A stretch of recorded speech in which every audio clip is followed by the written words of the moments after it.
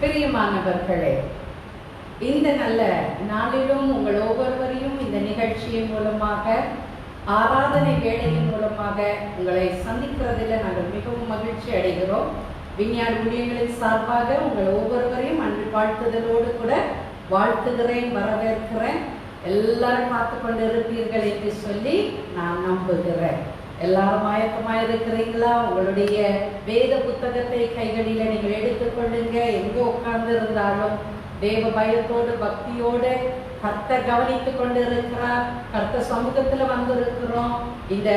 இந்த லாக்டவுன் பீரியட்ல வீடுகளில் ஆங்காங்கே அடைப்பட்டு கிடந்தாலும் தேவ சமூகத்தில் அமர்ந்திருக்கிறோன்ற ஒரு உணர்வு நம்ம எல்லாருக்குள்ள உண்டாகட்டும்.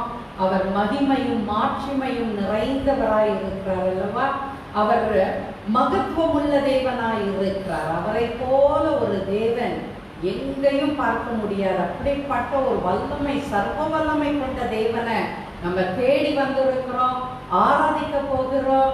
அதனால மிகுந்த ஜாக்கிரதையோடு, கவனத்தோடு, பயபக்தியோடு கூட தேவ சமூகத்துல காத்திருப்போம். சில பாடல்களை பாடி தேவனை மகிமைப்படுத்தி கர்த்தரை ஆராதித்து தேவ பிரசன்னத்திற்குள்ள நம்ம கடந்து சென்று கர்த்தருடைய சமூகத்துல நாம் ஜெபிக்கிற ஜெபம் அவருடைய சிங்காசனத்திலிருந்து அவரை அசைக்கத்தக்கதாகவும், பலனை கிடைக்க பெறத்தக்கதாகவும், பதில் கிடைக்க பெறத்தக்கதாகவும், கர்த்தருடைய வார்த்தை தேவ வார்த்தையாய் வெளிப்பட, கர்த்தர் நமக்குள்ள சத்தியத்தை போதிக்கும்படியாக, வேதத்தின் ஆழத்தில் இருக்கிற ரகசியங்களை நாம் அறிந்து கொள்ளத்தக்கதாக கர்த்தர் இந்த காலை வேளையில நமக்கு கிருபை பாராட்டுவாராக. ஜெபத்தோடு ஆரம்பிப்போமா? கண்களை மூடி தலைகளை தாழ்த்தி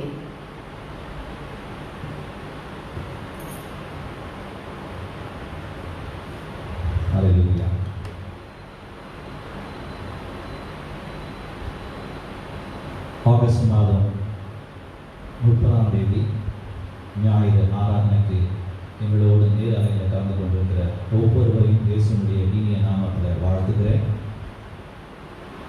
தேவன் நல்லவராகவே இருக்கின்றார். நம்மை கண்மணி போல ஒவ்வொரு நாளும் பாதுகாத்து கொண்டிருக்கிறார்கள். நாம் அதுக்கு சாட்சி. எவ்வளவோ கொடுமையான காலங்களும் நேரங்களும் சூழ்நிலைகள் இருந்தாலும் கர்த்தர் நம்மை பாதுகாத்து கொண்டிருக்கின்றார்கள். தேவனை அறிந்த பிள்ளைகளுக்கு கர்த்தர் விசேஷ பாதுகாப்பு தந்து கொண்டிருக்கின்றார். இந்த பரிசுத்த ஓய்வு நாளிலும் நாம் இதை பரிசுத்தமாக அனுசரிக்க தேவன் முன்பாக நம்மை தாழ்த்தி நம்மை ஒப்புக் கொடுப்போம், ஜெபிப்போமாக. எங்களை நேசிக்கிற அன்பின் பிதாவே, நாங்கள் துதிக்கிறோம் ஏசப்பா, ஸ்தோத்திரிக்கிறோம் ஆண்டவரே. கர்த்தாவே, நீர் ஆண்டவரே எங்களுடைய வாழ்க்கையில் செய்த எல்லா நன்மைகளுக்காகவும் உங்களுக்கு கூடான ஒரு நன்றியை சொல்கிறோம் ஏசப்பா. நீர் ஆண்டவரே எங்களுடைய எல்லா தேவைகளையும் சந்தித்தீர் ஏசப்பா. எங்கள் பலவீனத்தை நீர் மாற்றினீர் ஏசப்பா. இதோ இந்த நேரத்தில் அப்பா நன்றியுள்ள இதயத்தோடு ஆண்டவரே இந்த சமூகத்தில் வந்திருக்கிறோம் ஏசப்பா. ஒருவேளை ஆண்டவரே நாங்கள் ஆலயத்திற்கு செல்ல முடியாத சூழ்நிலைகள் இருந்தாலும் நாம் இருக்கிற இடத்துல அப்பா உண்மையோடு நாங்கள் தேடுவோமே. ஆனால் உங்களுடைய பிரசனத்தை உணரத்தக்கதாக அப்பா எங்களை ஒரு விஷயம் தகுதிப்படுத்தும் ஆண்டவரே. எங்களுடைய குற்றங்கள், குறைகள், எங்களுடைய பாவங்கள், எங்களுடைய மீறல்கள் எல்லாம் ஆண்டவரே இந்த நேரத்தில் எங்களுக்கு ஆண்டவரே நீக்கி எங்களை அப்பா உங்களுடைய விலையில் பெற்ற ரத்தத்தால் பூசி கழுவி ஆண்டவரே உங்களுடைய பிரசனத்தை உணரத்தக்கதாக ஆண்டவரே எங்களை தகுதிப்படுத்துங்க ஆண்டவரே. இதோ இந்த நேரத்தில் வாஞ்சியோடு உங்களுடைய சமூகத்துக்கு வந்திருக்கிறேன் ஏசப்பா. கர்த்தாவே, நீர் ஆண்டவரே எங்களுடைய கண்ணீரை காண்கின்ற தேவனாக இருக்கிறீங்க ஆண்டவரே. எங்க மனசுல ஆண்டவரே இருக்கிற ஆண்டவரே எவ்வளவோ கவலைகள் ஆண்டவரே யாரிடத்தில் போய் சொல்லுவோம் என்று ஆண்டவரே நாங்கள் ஆண்டவரை புலமுடிக்கிற ஆண்டவரே. மனுஷர்கள் அநேக நேரத்தில் ஆண்டவரை செவி கொடுக்காதவர்கள் போல் ஆண்டவரை எங்களை விசாரிக்கிற கூட ஆட்கள் இல்லாத சூழ்நிலையில் இருக்கிற ஆண்டவரே. ஆனாலும் என் தேவன் நித்தமும் எங்களை விசாரித்து எங்கள் தேவைகளை சந்தித்து எங்களுக்கு ஆண்டவரே மனசில் ஆண்டவரே ஒரு ஆறுதலை தருகிற தேவனாக இருக்கிறீங்க. நமக்கு கோடான கோடி நன்றி ஆண்டவரே. ஒருவேளை அப்பா இந்த நாட்கள்ல எங்களை தேடி யாரும் வர்றதுக்கு ஆளே இல்லை, எங்களை ஆண்டவரே கேட்கறதுக்கு கூட ஆண்டவரே ஆள் இல்லை என்று ஆண்டவரே கவலையோடு இருக்கிற ஒவ்வொருவரையும் அப்பா இந்த காலத்தில் ஒப்பு கொடுக்குறேன். ஆண்டவரே வருந்தி பாரம் சுமக்கிறவரே இடத்துல வாருங்கள், நான் உங்களுக்கு இளைப்பாறுதல் தருவேன் என்று சொல்லியதே சப்பா. அவருடைய கண்ணீரும் அவருடைய கவலைகளையும் அவருடைய கஷ்டங்களையும் ஆண்டவரே அவருடைய பலவீனத்தையும் ஆண்டவரே நீர் அறிவீரே சப்பா. கர்த்தாவே நீர் ஆண்டவரே அவர்களை ஆறுதல் படுத்துங்க ஆண்டவரே, அவர்களை ஆட்சி தேற்றுங்க சப்பா. இதோ ஆண்டவரே உங்களுடைய சமயத்துக்கு நாங்கள் ஆண்டவரை வந்திருக்கிறோம்.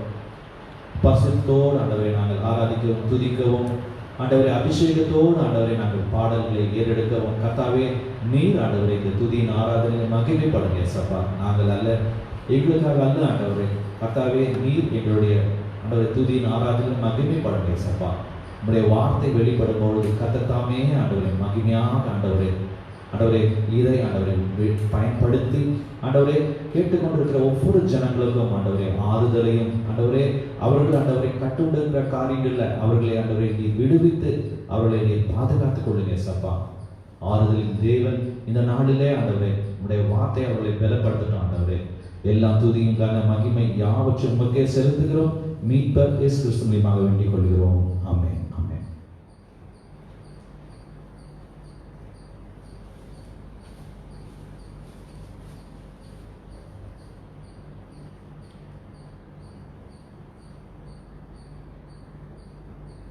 ஹல்லேலூயா. சேனைகளின் கர்த்தர் பரிசுத்தர் பரிசுத்தர் பரிசுத்தர். வார்த்தையில உண்மையுள்ளவர் பரிசுத்தர் பரிசுத்தர் பரிசுத்தர்.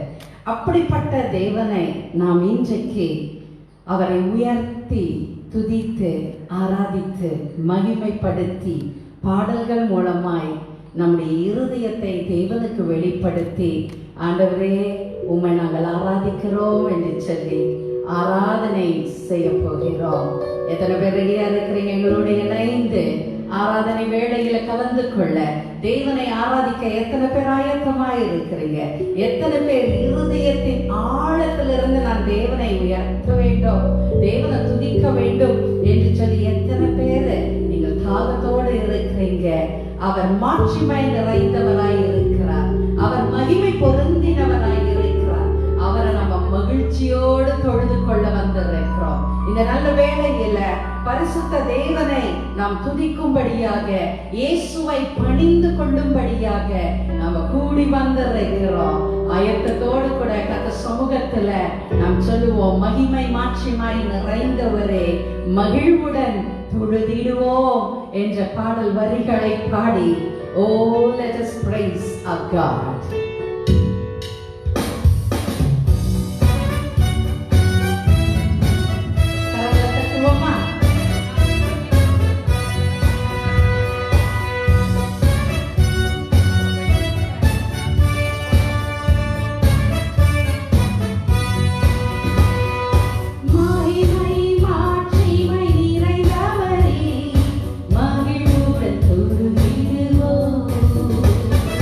மகிமை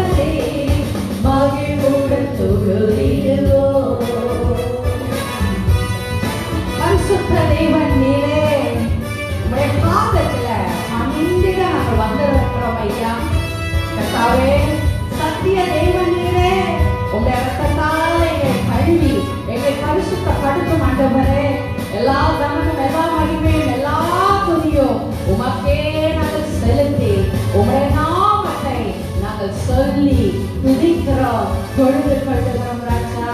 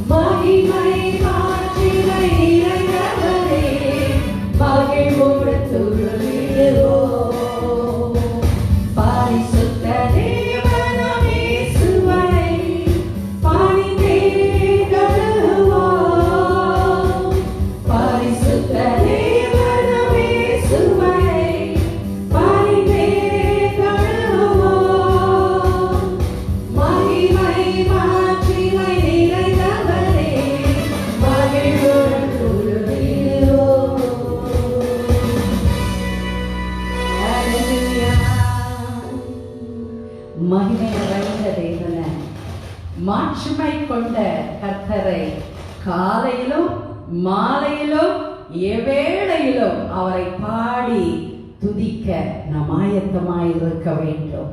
ஒவ்வொரு நேரமும் அவரை துதிக்கும் பொழுது நீர் பரிசுத்தர் பரிசுத்தர் பரிசுத்தர், நீர் உன்னதமான தேவனீர் பரிசுத்தர் பரிசுத்தர் பரிசுத்தர் என்று சொல்லி அவரை பாடி துதிக்கிற ஒரு தேவ தூதர்களுடைய தொனி கேட்கத்தக்கதாக, நம்மளுடைய தொனி கேட்கத்தக்கதாக ஒவ்வொரு காலையிலும் மாலையிலும் எவ்வேளையிலும் கர்த்தரை கருத்துடன் நான் பாடிடுவேன். பாடுவோமா? அழகான ஒரு பாடல், பழைய காலத்துல உள்ள ஒரு அருமையான பாடல். இணைந்து சேர்ந்து காலையிலும் மாலையிலும் எவ்வேளையிலும் கர்த்தரையே கருத்துடன் பாடிடுவேன்.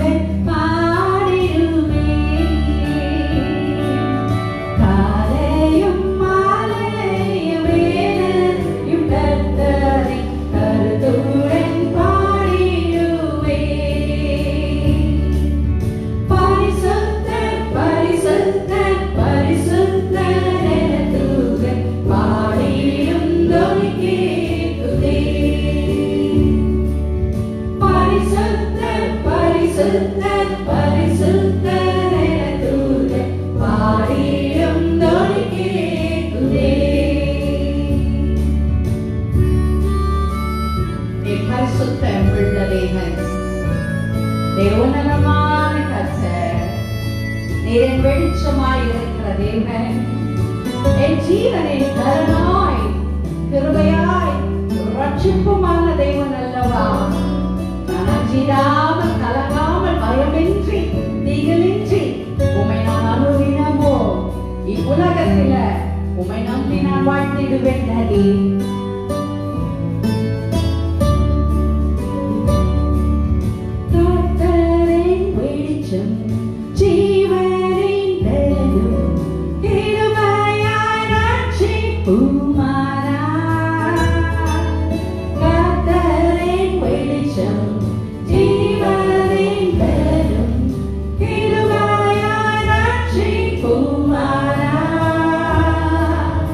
Anjiyamal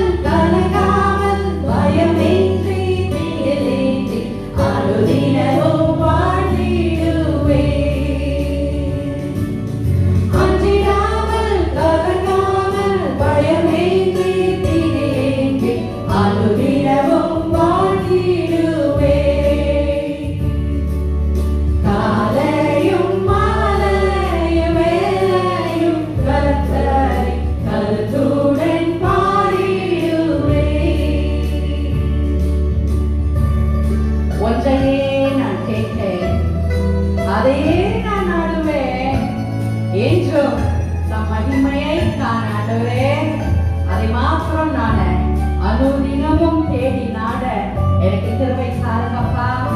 நான் ஜீவனுள்ள நாளெல்லாம் உம்முடைய ஆலயத்துல தங்குகிறதை வாஞ்சிக்கிறேன் என்று சொல்லி தாவீது சொன்னதை போல எங்கள் இருதயமும் ஆண்டவரே மானானது தண்ணீரோடைய வாஞ்சித்து கதறுகிற ஒரு மானுகொப்பாக கர்த்தாவே எங்கள் இருதயம் வாஞ்சிக்கிறது ஐயா.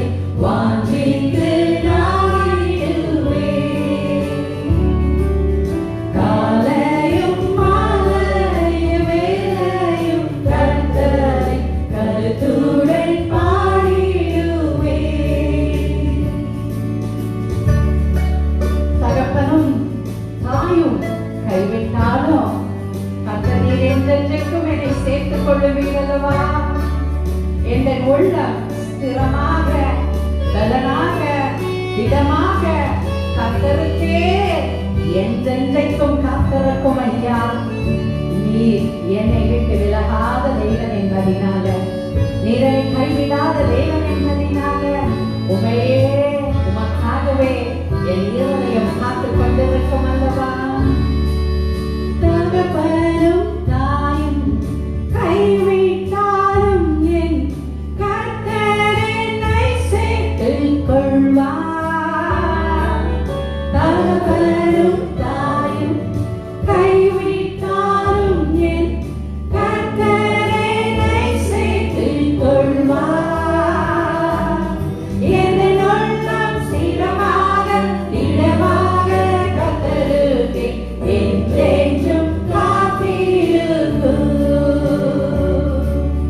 என் உள்ளம் ஸ்திரமாக திடமாக கர்த்தருக்கே என்றென்றும் காத்திருக்கும். காலையும் மாலையும் வேளையும் கர்த்தரை கருத்துடன் பாடிடுவேன். காலையும் மாலையும் வேளையும் கர்த்தரை கருத்துடன் பாடிடுவேன். பரிசுத்தர் பரிசுத்தர் பரிசுத்தர் என தூதர் பாடிடும் துதி கேட்குமே. பரிசுத்தர் பரிசுத்தர் பரிசுத்தர் என தூதர் பாடிடும் துதி கேட்குமே. பேசுகிறவருக்கு ஆராதனை, எனக்குள்ள பலன் தருகிறவருக்கு ஆராதனை செய்யும்படியாக, ஆராதனையின் நாயகனுக்கு ஒரு ஆராதனை ஏறெடுக்கும்படியாக இந்த வேளையில நாங்கள் கூடி வந்திருக்கிறதே. நீ ஜீவப்பமாய் எங்களுக்கு வெளிப்பட்டவர், எங்களோடு கூட இருக்கிற தேவனுக்கு, எங்களோடு என்றென்றைக்கும் பேசுகிற எங்கள் தேவனுக்கு நாங்கள் ஆராதனை ஏறெடுக்க நாங்கள் வந்திருக்கிறோம். எங்கள் ஆராதனையில கர்த்தர் துரியப்படுவீராக, எங்கள் ஆராதனையில நீங்கள் மகிமைப்படுவீராக. உம்மை தேடி வந்திருக்கிறோம். Yes, Lord. கரங்களை தட்டுவோமா? ஊழியத்தை பாடலாம். பேசுகிறவரே ஆராதனை, பலன்படும் தேவனே ஆராதனை, பரிசுத்தரே உமக்கு ஆராதனை, பரிசுத்தரே உமக்கு ஆராதனை என்று சொல்லி பாடுவோமா? பேசுகிறவரே ஆராதனை, பலன் தரும் தேவனே ஆராதனை,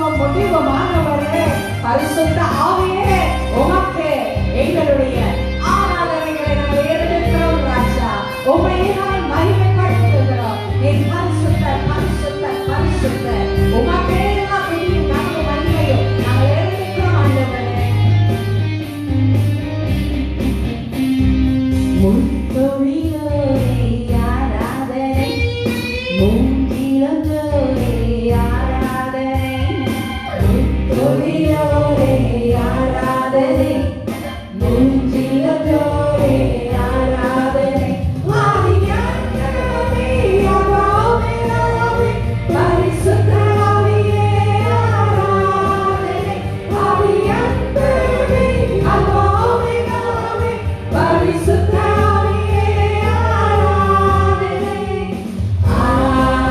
ஆராதனை,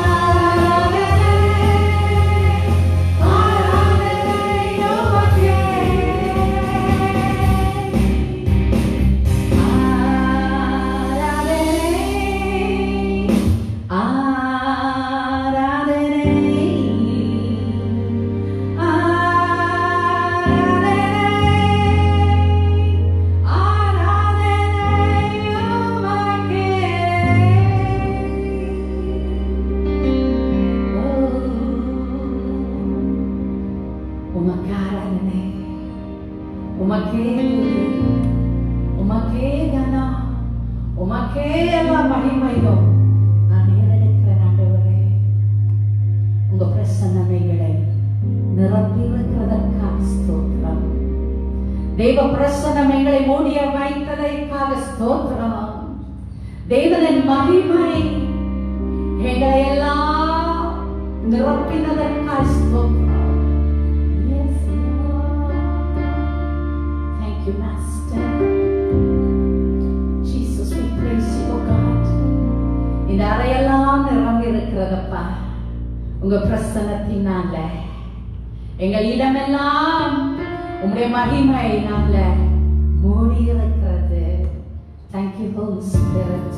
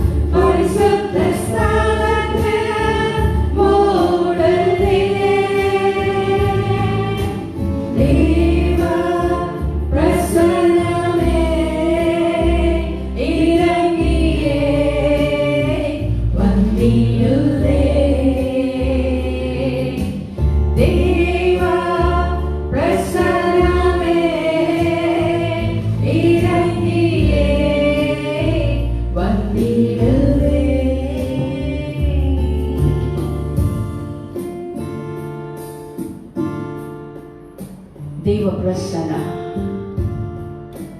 தேவனுடைய அபிஷேகம் இந்த வேளையில. எஸ் லார்ட், எஸ் மாஸ்டர், இந்த வேளையில நாங்கள் உண்மை ஆராதிக்கிற அந்த நேரத்துல எங்களை உடைய மகிமையால ஆண்டவரே நீர் மகிமையாய் எழுந்தருளி உடைய பிரசன்னத்தினால் எங்களை மூடி மறைத்திருக்கிறபடியா. Oh, we praise you, we thank you Lord. Oh Rabba Ratikimana, oh Rabba Nashika, Reba Bala Rakura, Reba Bala Rakura.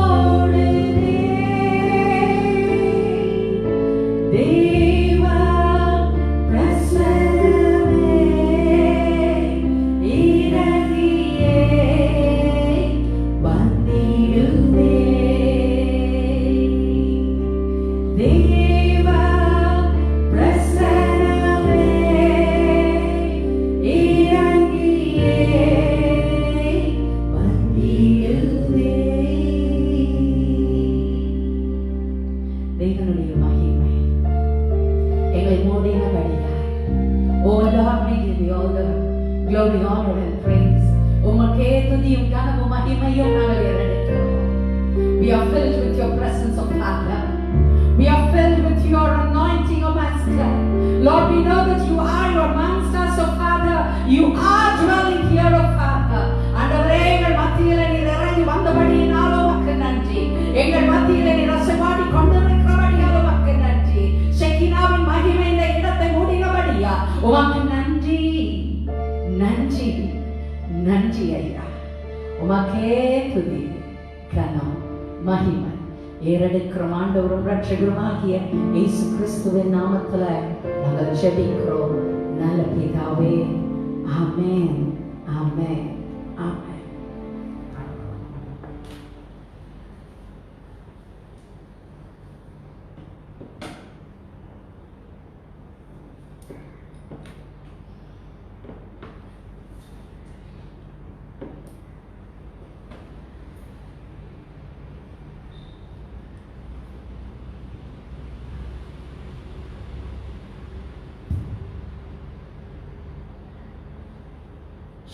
Hallelujah. Hallelujah.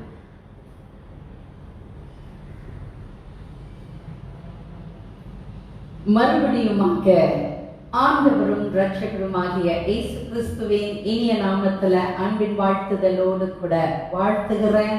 இந்த நாளிலும் கர்த்தர் நம்மோடு கூட பேசுகிற ஒரு சத்தத்தை கேட்கும்படியாய் நாம் அமர்ந்திருக்கிறோம். காலை வேளையில தேவ சமூகத்துல காத்திருந்த பொழுது கர்த்தர் கொடுத்த ஒரு உன்னதத்தின் பலன் நிச்சயமாகவே என்னை நிரப்பி இருக்கிறது. கர்த்தர் நிச்சயமாகவே இந்த நாளிலும் என்னோடு கூட பேச போகிறார், நம்மோடு கூட பேச போகிறார், உங்களோடு கூட அவர் பேச போகிறார். ஏன்னா அவர் பார்த்து இப்ப நம்ம கேட்க போறோம். பேசுங்கப்பா, என்னோடு நீங்க பேசுங்கப்பா, இப்போது பாவியான என்னோடு நீ பேசுங்க, பாவமில்லாத வாழ்க்கையை நான் வாழ்த்திட என்னோடு கூட நீங்கள் பேசுங்க ஆண்டவரே என்று சொல்லி கேட்போமா?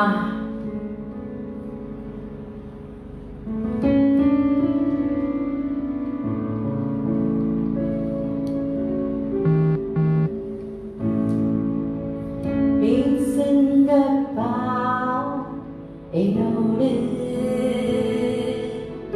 நீங்க பேசுங்கப்பா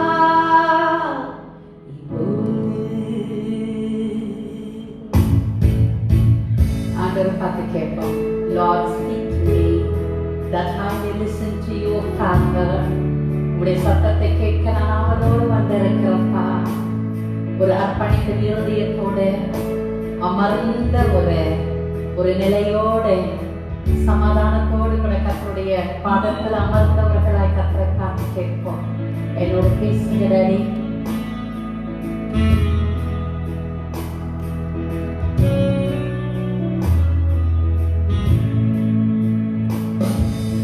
பேசுங்கப்பா என்னோடு, நீங்க பேசுங்கப்பா இப்போது. பேசுங்கப்பா என்னோடு, நீங்க பேசுங்கப்பா இப்போது. பாவியான என்னோடு பேசுங்க போதே,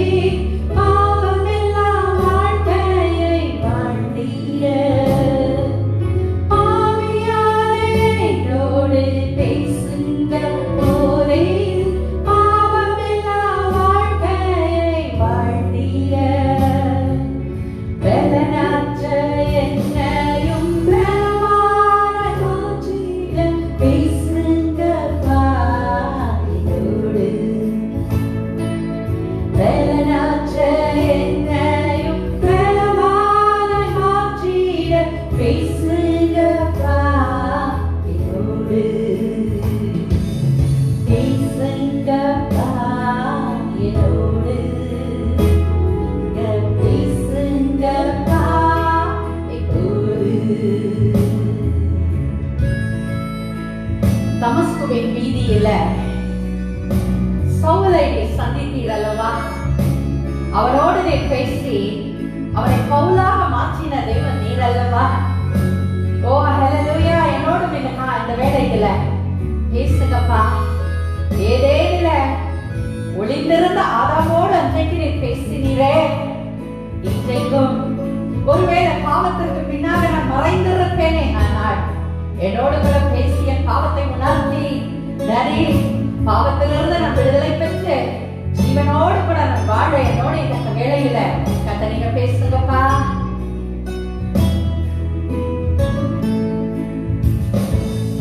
தமஸ்குவின் வீதியினில் சவுலோடு பேசிய பவுலாக மாற்றினவர் பேசுங்க.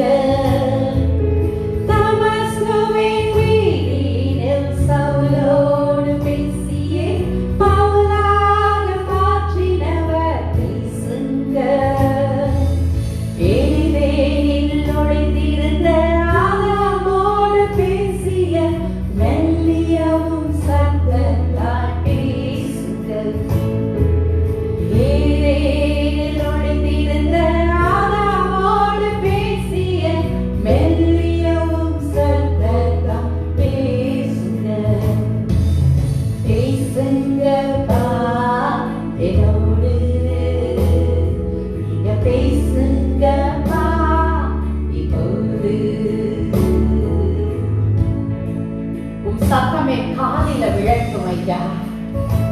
அது இப்பொழுதே அது துணி கட்டும் ஆண்டவரே. உமையே நான் சார்ந்து வாழ குற்றமுள்ள என்னையும் குற்றமற்றவளாக நீ மாற்றிட என்னோடு கூட இப்பொழுதே பேசுங்கப்பா. பேசுகிற உடைய சத்தத்தை நான் கேட்கட்டும் ஆண்டவரே. உடைய மென்மையான சத்தத்தினால் பேசுங்க.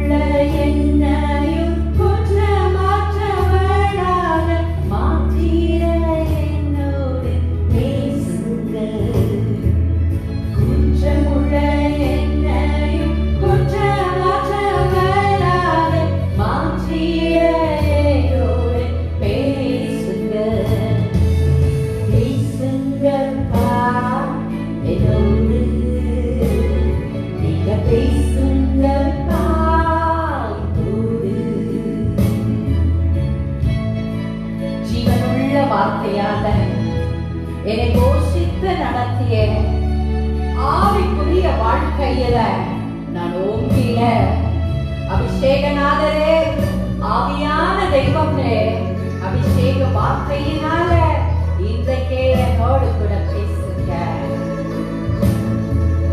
ஜீவனுள்ள வார்த்தையால் போஷித்து நடத்தி ஆவிக்குரிய வாழ்க்கையில் ஓங்கிய, ஜீவனுள்ள வார்த்தையால் போஷித்து நடத்தி ஆவிக்குரிய வாழ்க்கையில் ஓங்கிய,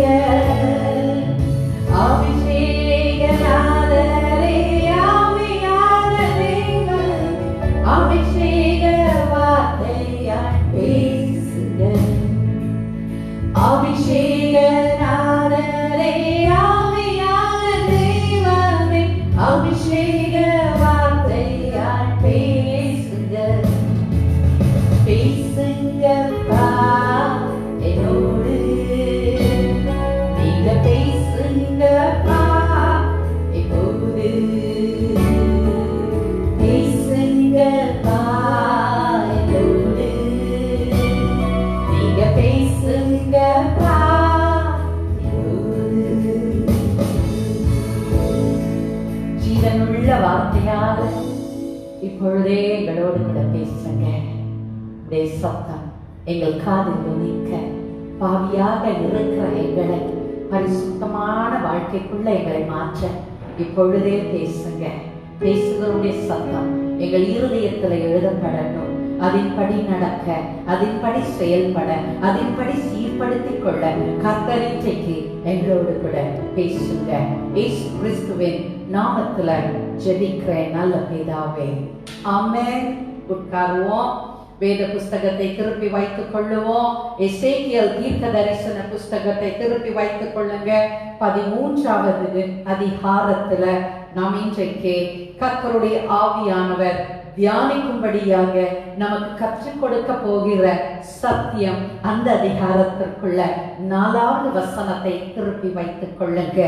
தேவன் இப்படியாக எசேக்கியேல் என்கின்ற ஒரு தீர்க்கதரிசியை பார்த்து, பிற தீர்க்கதரிசிகளுக்கு, இஸ்ரவேலில் இருக்கிற பிற தீர்க்கதரிசிகளுக்கு நீ உரைக்க வேண்டியது என்னவென்றால் என்று சொல்லி 4வது வசனத்திலே அவர் சொல்லுகிறார், இஸ்ரவேலே, உன் தீர்க்கதரிசிகள் வனாந்திரங்களில் உள்ள நரிகளுக்கு ஒப்பாயிருக்கிறார்கள். இஸ்ரவேலே, உன் தீர்க்கதரிசிகள் வனாந்திரங்களில் உள்ள நரிக்கு ஒப்பாக இருக்கிறார்கள் என்று சொல்லுகிறார்.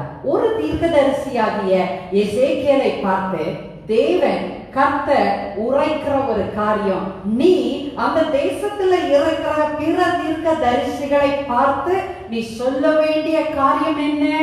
உன்னுடைய தீர்க்கதரிசிகள் நீங்கள் நரிகளுக்கு ஒப்பாயிருக்கிறீர்கள், வனாந்திரத்துல இருக்கிற நரிகளுக்கு நீங்கள் ஒப்பாயிருக்கிறீர்கள் என்று சொல்லுகிறார். 2வது வசனத்துல பார்த்தீங்கன்னா 13வது அதிகாரத்தை திருப்பி வைத்துக் கொள்ளுங்க. அதுல நீங்கள் பார்க்கும் பொழுது எசேக்கியேலை பார்த்து கர்த்தர் சொல்லுகிறார், மனுபுத்திரனே, தீர்க்க தரிசனம் சொல்லுகிற இவர்களில் தீர்க்கதரிசிகளுக்கு விரோதமாக நீ தீர்க்க தரிசனம் உரைத்து தங்கள் இருதயத்தில் இருக்கிறதை எடுத்து தீர்க்க தரிசனம் சொல்லுகிறவர்களோடே நீ சொல்ல வேண்டியது என்னவென்றால், கர்த்தருடைய வார்த்தையை கேளுங்கள் என்று சொல்லுகிறதை நாம் பார்க்க முடிகிறது. அப்பொழுதுதான் சொல்லுகிறாரே, உன் தீர்க்கதரிசிகள் வனாந்திரத்தில் உள்ள நரிகளுக்கு அவர்கள் ஒப்பாயிருக்கிறார்கள். 6வது வசனத்துல நீங்கள் கவனித்து பாருங்க, கர்த்தர் தங்களை அனுப்பாதிருந்தோ கர்த்தர் உரைத்தார் என்று சொல்லி அவர்கள் அபத்தத்தையும் பொய்க்குறியையும் தரிசித்து காரியத்தை நிர்வாகம் பண்ணலாம் என்று நம்பிக்கையாயிருக்கிறார்கள். இந்த தீர்க்கதரிசிகள் எப்படிப்பட்டவர்களா? அவர்கள் தேவனால் அனுப்பப்படாதிருந்தும் அவர்கள் ஒரு இடத்துக்கு போய் அங்கு தேவன் உரைக்கிறார் என்று சொல்லி தேவன் உரைக்காததையும் அவர்கள் அபத்தத்தையும் பொய்க்குறியையும் அவர்கள் தரிசித்து காரியத்தை நிர்வாகம் பண்ணலாம் என்று நம்பிக்கையா இருக்கிறார்கள். நிர்வாகம் பண்ணலாம் என்று மேனேஜ் பண்ணிடலாம். எதையும் நம்மளால மேனேஜ் பண்ண முடியும். எதையும் எந்த காரியத்தையும் நாம் நிர்வாகம் பண்ணி விடலாம். we can manage anything. எதை வேணாலும் நம்ம சொல்லிடலாம், எதை வேணாலும் நம்ம செய்திடலாம். அதை செய்யறதை போல நம்ம காரியத்தை நிர்வாகம் பண்ணிவிடலாம் என்று அந்த தீர்க்கதரிசிகள் நினைத்து கொண்டிருக்கிறார்கள். நினைத்து கொண்டிருக்கிறபடியினால அவர்கள் போகக்கூடாத இடத்திற்கு, தேவன் அனுப்பாத இடத்திற்கு அவர்கள் போகிறார்கள். சொல்லாத தேவன் சொல்லாததை சொல்லுகிறார்கள். அபத்தமானதை அவர்கள் பேசுகிறார்கள். அவர்கள் எல்லாவற்றையும் அவர்கள் உரைக்காததையும் பொய்க்குறியாய் அவர் சொல்லுகிறதை நாம் பார்க்க முடிகிறது. பிரியமானவர்களே, கர்த்தருடைய வார்த்தை 9வது வசனத்தை நீங்க பாருங்க. அவர்களுக்கு விரோதமாக என் கை விரோதமாய் இருக்கும் என்று சொல்லுகிறார். அப்படிப்பட்ட தீர்க்கதரிசிகளை கர்த்தர் தீர்க்கதரிசிகளாய் சொல்லவில்லை. அப்படிப்பட்ட தீர்க்கதரிசிகளை வனாந்திரத்தில் உள்ள நரிகளுக்கு ஒப்பான கள்ள தீர்க்கதரிசிகளாய் அவர் சுட்டி காண்பிக்கின்றதை இந்த அதிகாரத்துல நாம் பார்க்க முடிகிறது. அப்படிப்பட்ட கள்ள தீர்க்கதரிசிகள், நரிகளுக்கு ஒப்பாய் இருக்கிற அந்த ஊழியக்காரர்களை கர்த்தர் சொல்லுகிறார், என் கை அவர்களுக்கு விரோதமாய் இருக்கும். என்னுடைய ஜனத்தின் சங்கத்தில அவர்கள் இருப்பதும் இல்லை. இஸ்ரவேல் வம்சத்தாரின் அட்டவணையில அவர்களுடைய நாமங்கள் எழுதப்படுவதும் இல்லை. இஸ்ரவேல் தேசத்திற்குள் அப்படிப்பட்ட கள்ள தீர்க்கதரிசிகள் பிரவேசிப்பதும் இல்லை. அப்பொழுது நான் கர்த்தராகிய ஆண்டவர் என்று அவர்கள் அறிவார்கள் என்று சொல்லி அங்கே தெளிவாய் தேவன் தம்முடைய தேசத்துல காணப்படுகிற பிற தீர்க்கதரிசிகளுடைய குணாதிசயத்தை, தன்மையை நரிகளுக்கு ஒப்பாய் அவர் வைத்து அவர் பேசுகிறதை நாம் பார்க்க முடிகின்றது. பிரியமானவர்களே, சமாதானம் என்று சொல்லுவார்கள். ஆனால் அந்த இடத்துல ஒரு சமாதானத்திற்குரிய அறிகுறியும் இல்லாமல் இருக்கிறதை பார்க்க முடிகிறது. இப்படிப்பட்ட கள்ள தீர்க்கதரிசிகளுக்கு விரோதமாக தேவன் சொல்லுகிறார், என் உக்கிரகத்தில கொடிய புசல் காற்றை நான் எழுப்பி அவர்களை அடிக்க பண்ணுவேன் என்று 13வது வசனத்தில அவர் சொல்லுகிறதை நாம் பார்க்க முடிகிறது. ஏன் கர்த்தராகிய ஆண்டவர் அந்த இஸ்ரவேல் தேசத்துல இருக்கிற தீர்க்கதரிசிகளை அவர் நரிகளுக்கு ஒப்பாய் அவர் வைக்கிறார்? Why should he compare the prophets of Israel to jackal? யோசிச்சு பாருங்க, கவனித்து பாருங்க. நரிகள் எப்படிப்பட்ட தன்மை கொண்டது? நரிகள் உடைய குணாதிசயம் என்ன? சின்ன வயசுல நம்ம எல்லாம் இருக்கும் பொழுது நம்மளுடைய பெற்றோர்கள் நமக்கு சொல்லுகிற ஒரு கதை, எப்ப பார்த்தாலும் நரி இல்லாத கதை வராது. நல்லா கவனிச்சு பாருங்க. நரி திராட்சை தோட்டத்துக்குள்ள போச்சான். அங்க கொத்து கொத்தா திராட்சை பழங்கள் தொங்கிச்சான். அந்த திராட்சை பழங்களை தொங்குறத குதிச்சு குதிச்சு அந்த நரி பிடிக்க பார்த்துச்சான். அதுக்கு பிடிக்கிற ஹைட்ல அது இல்ல. ஏன்னா நரி உள்ளமா இருக்கும், கட்டையா இருக்கும், நீளமா இருக்கும். நான் நரிகளை குறித்து நான் கூகுள்ல சர்ச் பண்ணி ஆரம்பிச்சேன். அதோடைய குவாலிட்டிஸ் என்ன, அதோடைய ஃபேக்ட்ஸ் என்ன என்று நான் அதை பார்க்கும் பொழுது பல காரியங்களை நான் கற்றுக்கொண்டேன். 15 விதமான காரியங்களை நான் கற்றுக்கொண்டேன். அதை பேசுகிறதற்காக நான் வரவில்லை. ஆனா இந்த நரிகள் எப்படியா இருக்குமா, நாய்களுடைய ஜாதிகளுக்கு ஒப்பாகவும் பூனைக்குரிய ஜாதிகளா இருக்குமோ என்றும் அதை ஒப்பிடுறாங்க. ரொம்ப ஷார்ட்டா இருக்குமா, இத்தனை இவ்வளோ இன்ச்சஸ் தான் இருக்கும், இத்தனை அடிதான் இருக்கும் என்று சொல்லுகிறார்கள். நரிகள், குள்ள நரிகள் என்று 2 ரகமான ஒரு நரிகளின் தன்மையை அங்கு சொல்லுகிறதை பார்க்க முடிகிறது. அப்ப இந்த குதிச்சு குதிச்சு இந்த நரி பார்க்குமா, அந்த திராட்சை தோட்டத்துல இருக்கிற அந்த கனிகள் அதற்கு ஹைட்டுக்கு எட்டல, அதால ரீச் பண்ண முடியல. உடனே சொல்லுமா, சீச்சி இந்த பழம் புளிக்குது என்று சொல்லிட்டு அது அப்படியே தன்னையே அது ரொம்ப அப்படியே ஒரு கெத்தா அது நடந்து அப்படியே ரொம்ப கம்பீரமா அது போகிறதை போல அது தோத்து போயிட்டு அதை போய் பிடிக்க முடியல, அதை ரீச் பண்ண முடியல, அதுக்கு அந்த இது இல்ல, அந்த அச்சீவ் பண்ண முடியலன்ற ஒரு எண்ணம் கூட அதை வெளிப்படுத்த விடாம சீச்சி அது மேல ஒரு பொய்ய சொல்லிட்டு அந்த திராட்சை பழம் எல்லாம் புளிக்குது அப்படின்னு சொல்லிட்டு போகுமா. அப்ப அதுல இருந்து நமக்கு என்ன தெரியுது, இந்த நரி இந்த குள்ள நரியுடைய தன்மை எப்போ தந்திரம் உள்ளதா இருக்குது. நம்ம பிள்ளைங்களுக்கு நரி கதையை சொல்லும் பொழுதே அது தந்திரம் உள்ளது அப்படின்னு தான் பெரியவங்க சொல்லி அது கொடுப்பாங்க. அது சொல்லுகிறதெல்லாம் தவறாய் தான் இருக்கும். இங்க ஒண்ணு போய் ஒண்ணு சொல்லும், தவறாய் சொல்லும். அவங்க கிட்ட இருந்து விஷயத்தை கறந்து கொண்டு வந்து இன்னொருத்தர்கிட்ட போய் சொல்லும் பொழுது அது விஷயத்தை தவறாய் தான் சொல்லும். எப்ப பார்த்தாலும் அது ஃபால்ஸ் ஸ்டேட்மெண்ட் கொடுத்துக்கிட்டே இருக்கும். அது நரிகளுடைய தன்மையா இருக்கிறது. நரிகள் எப்பொழுதும் பொய் சொல்லுகிறதற்கே ஒரு அடையாளமாக, அது வாயிலிருந்து ஒரு நாள் உண்மையே வராது. அந்த நரிகள் கதையை சொல்லும் பொழுதே அது பொய் சொல்லுகிற நரி, அது பொய் உண்மையாகவே பொய்ய தவிர உண்மையை எதுவுமே அது பேசாது என்பதையே அந்த நரிகளுடைய கதைகளில் வெளிப்படுத்துகிறத நம்ம பார்க்கிறோம். இன்னொன்னு அந்த நரியுடைய தன்மை என்னன்னா, அது டிவைட் அண்ட் ரூல், அதாவது பிரிச்சு விளையாடும். ஒருத்தரையும் சேர விடாது, ஒரு மிருகத்தையும் சேர விடாது.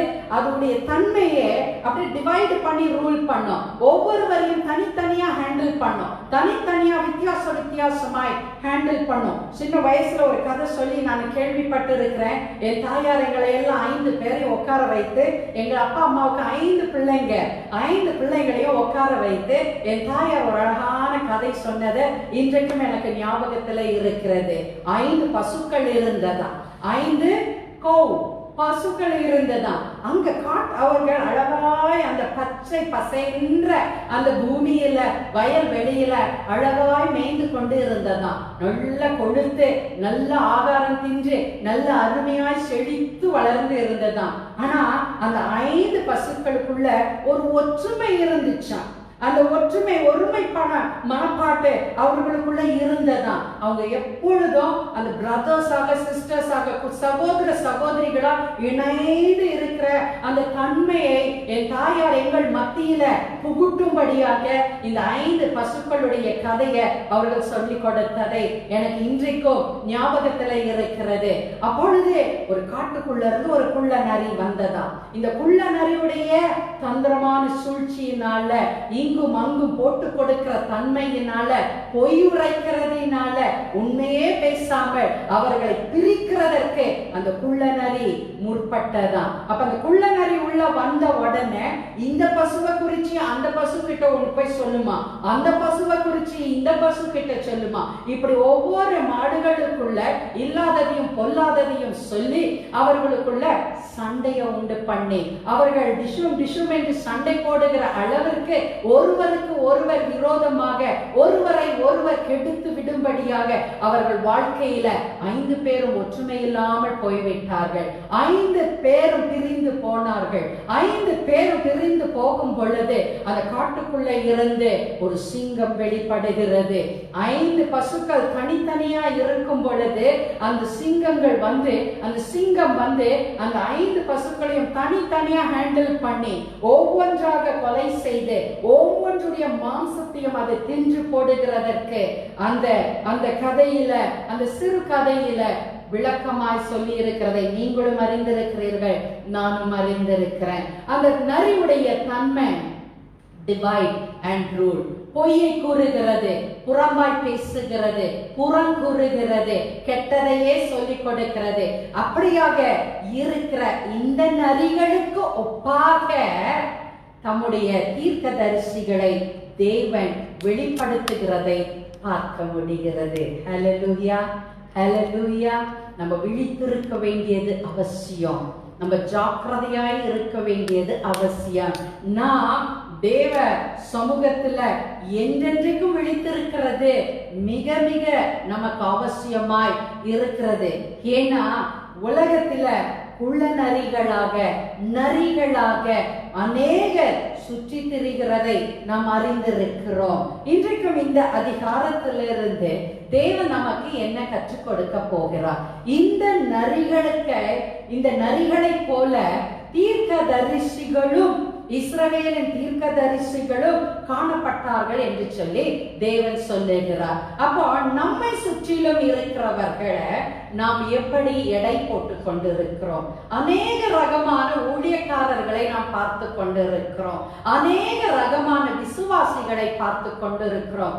அநேக ஊழியக்காரர்கள் தங்களை அப்படியே ஒரு கம்பீரமான பாத்திரமாக வெளிப்படுத்தும்படியாக, அற்புதங்களை செய்கிற பாத்திரங்களாக, அடையாளங்களை செய்கிற பாத்திரங்களாக, உன்னத தேவனிடத்திலிருந்து அங்கிருந்து டைரக்டா இறங்கி வந்த ஒரு ஏஜென்ட்ஸாக அவர்கள் தங்களை பிராண்ட் அம்பாசிடர்ஸ் ஆக அவர்கள் வெளிப்படுத்துகிறதை பார்க்கின்றோம். அப்போ அநேக ஊழியக்காரர்கள் இந்த பூமியில வாழ்ந்து கொண்டிருக்கிறார்கள், அநேக தேவனுடைய மனுஷர்கள் இருக்கிறார்கள். ஆனாலும் விசுவாசிகளாகிய நாம் அவர்களை வேறு பிரிக்க வேண்டியது, வேறு பிரிக்க முயற்சி செய்கிறது. the discernment spirit நமக்குள்ள இருக்க வேண்டும். இவர்கள் நல்லவர்களா? இவர்கள் வாயிலிருந்து வருகிறது தேவனிடத்திலிருந்து வருகிறதா? இவர்கள் சத்தியத்தை சொல்லுகிறார்களா அல்லது சத்தியம் அல்லாததை சொல்லுகிறார்களா என்று விசுவாசிகளாகிய நாம், ஊழியக்காரர்களாகிய நாம் கர்த்தர் சமூகத்துல உண்மையாய் காத்திருந்து தேவனிடத்திலிருந்து நாம் பெற்றுக்கொள்ள வேண்டும். இங்க தேவன் கொடுக்கிறாரு, ரெண்டு காரியத்தை சொல்லுகிறாரு. இந்த 13வது அதிகாரத்துல 2வது வசனத்தை நீங்கள் திருப்பிக் கொள்ளுங்க. அங்க சொல்லுகிறாரு, எசேக்கியேலை பார்த்து தேவன் சொல்லுகிறாரு, மனுபுத்திரனே, தீர்க்க தரிசனம் சொல்லுகிற இஸ்ரவேலின் தீர்க்க தரிசிகளுக்கு விரோதமாக நீ தீர்க்க தரிசனம் உரைத்து தங்கள் இருதயத்தில இருக்கிறதையே எடுத்து தீர்க்க தரிசனம் சொல்லுகிறவர்களோடே நீ சொல்ல வேண்டியது என்னவென்றால் கர்த்தருடைய வார்த்தையை கேளுங்க. அப்ப அவர்கள் எப்படிப்பட்டவர்கள்? இந்த நரி தோட்டத்துக்குள்ள போச்சு, அந்த தோட்டத்துக்குள்ள பாக்குது, அந்த தோட்டத்துக்குள்ள இருக்கிற அந்த திராட்சை கனிகளை அது எட்டி பாக்குது. ஐயா, அது எவ்வளவு ருசியா இருக்குது, அது எவ்வளவு டேஸ்டா இருக்கும், என் வாய்க்குள்ள போனா அதுக்கு ஜூஸ் எவ்வளவு டேஸ்டா இருக்கும் என்று நினைத்திருக்கும். அதனால அது முயற்சி செய்யுது, குதிச்சு பார்க்குது, அதை ரீச் பண்ண முடியல, அது எட்ட முடியாத உடனே அதோட இருதயத்துல என்ன இருக்குது? சீச்சி, இந்த பழம் லைக் இல்ல. அப்ப தன்னுடைய இருதயத்தில் தோன்றுகிறதை அந்த நரி அந்த இடத்துல செய்கிறதை பார்க்கிறோம். அதே போல இந்த தீர்க்கதரிசிகள் எப்படி இருக்கிறார்களா?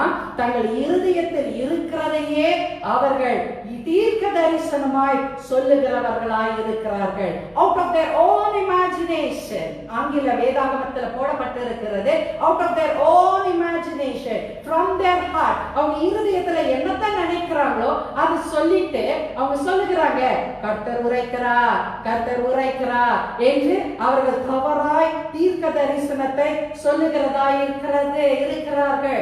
they assume something, எதையோ ஒன்றை யூகிக்கிறார்கள், அது நடக்க வேண்டும் என்று அவர்கள் எதிர்பார்க்கிறார்கள். they expect that to happen. அப்புறம் அவர்கள் அது நடந்தே தீர வேண்டும் என்று, it should happen என்று அவர்கள் claim பண்ணுகிறதை பார்க்க முடிகிறது.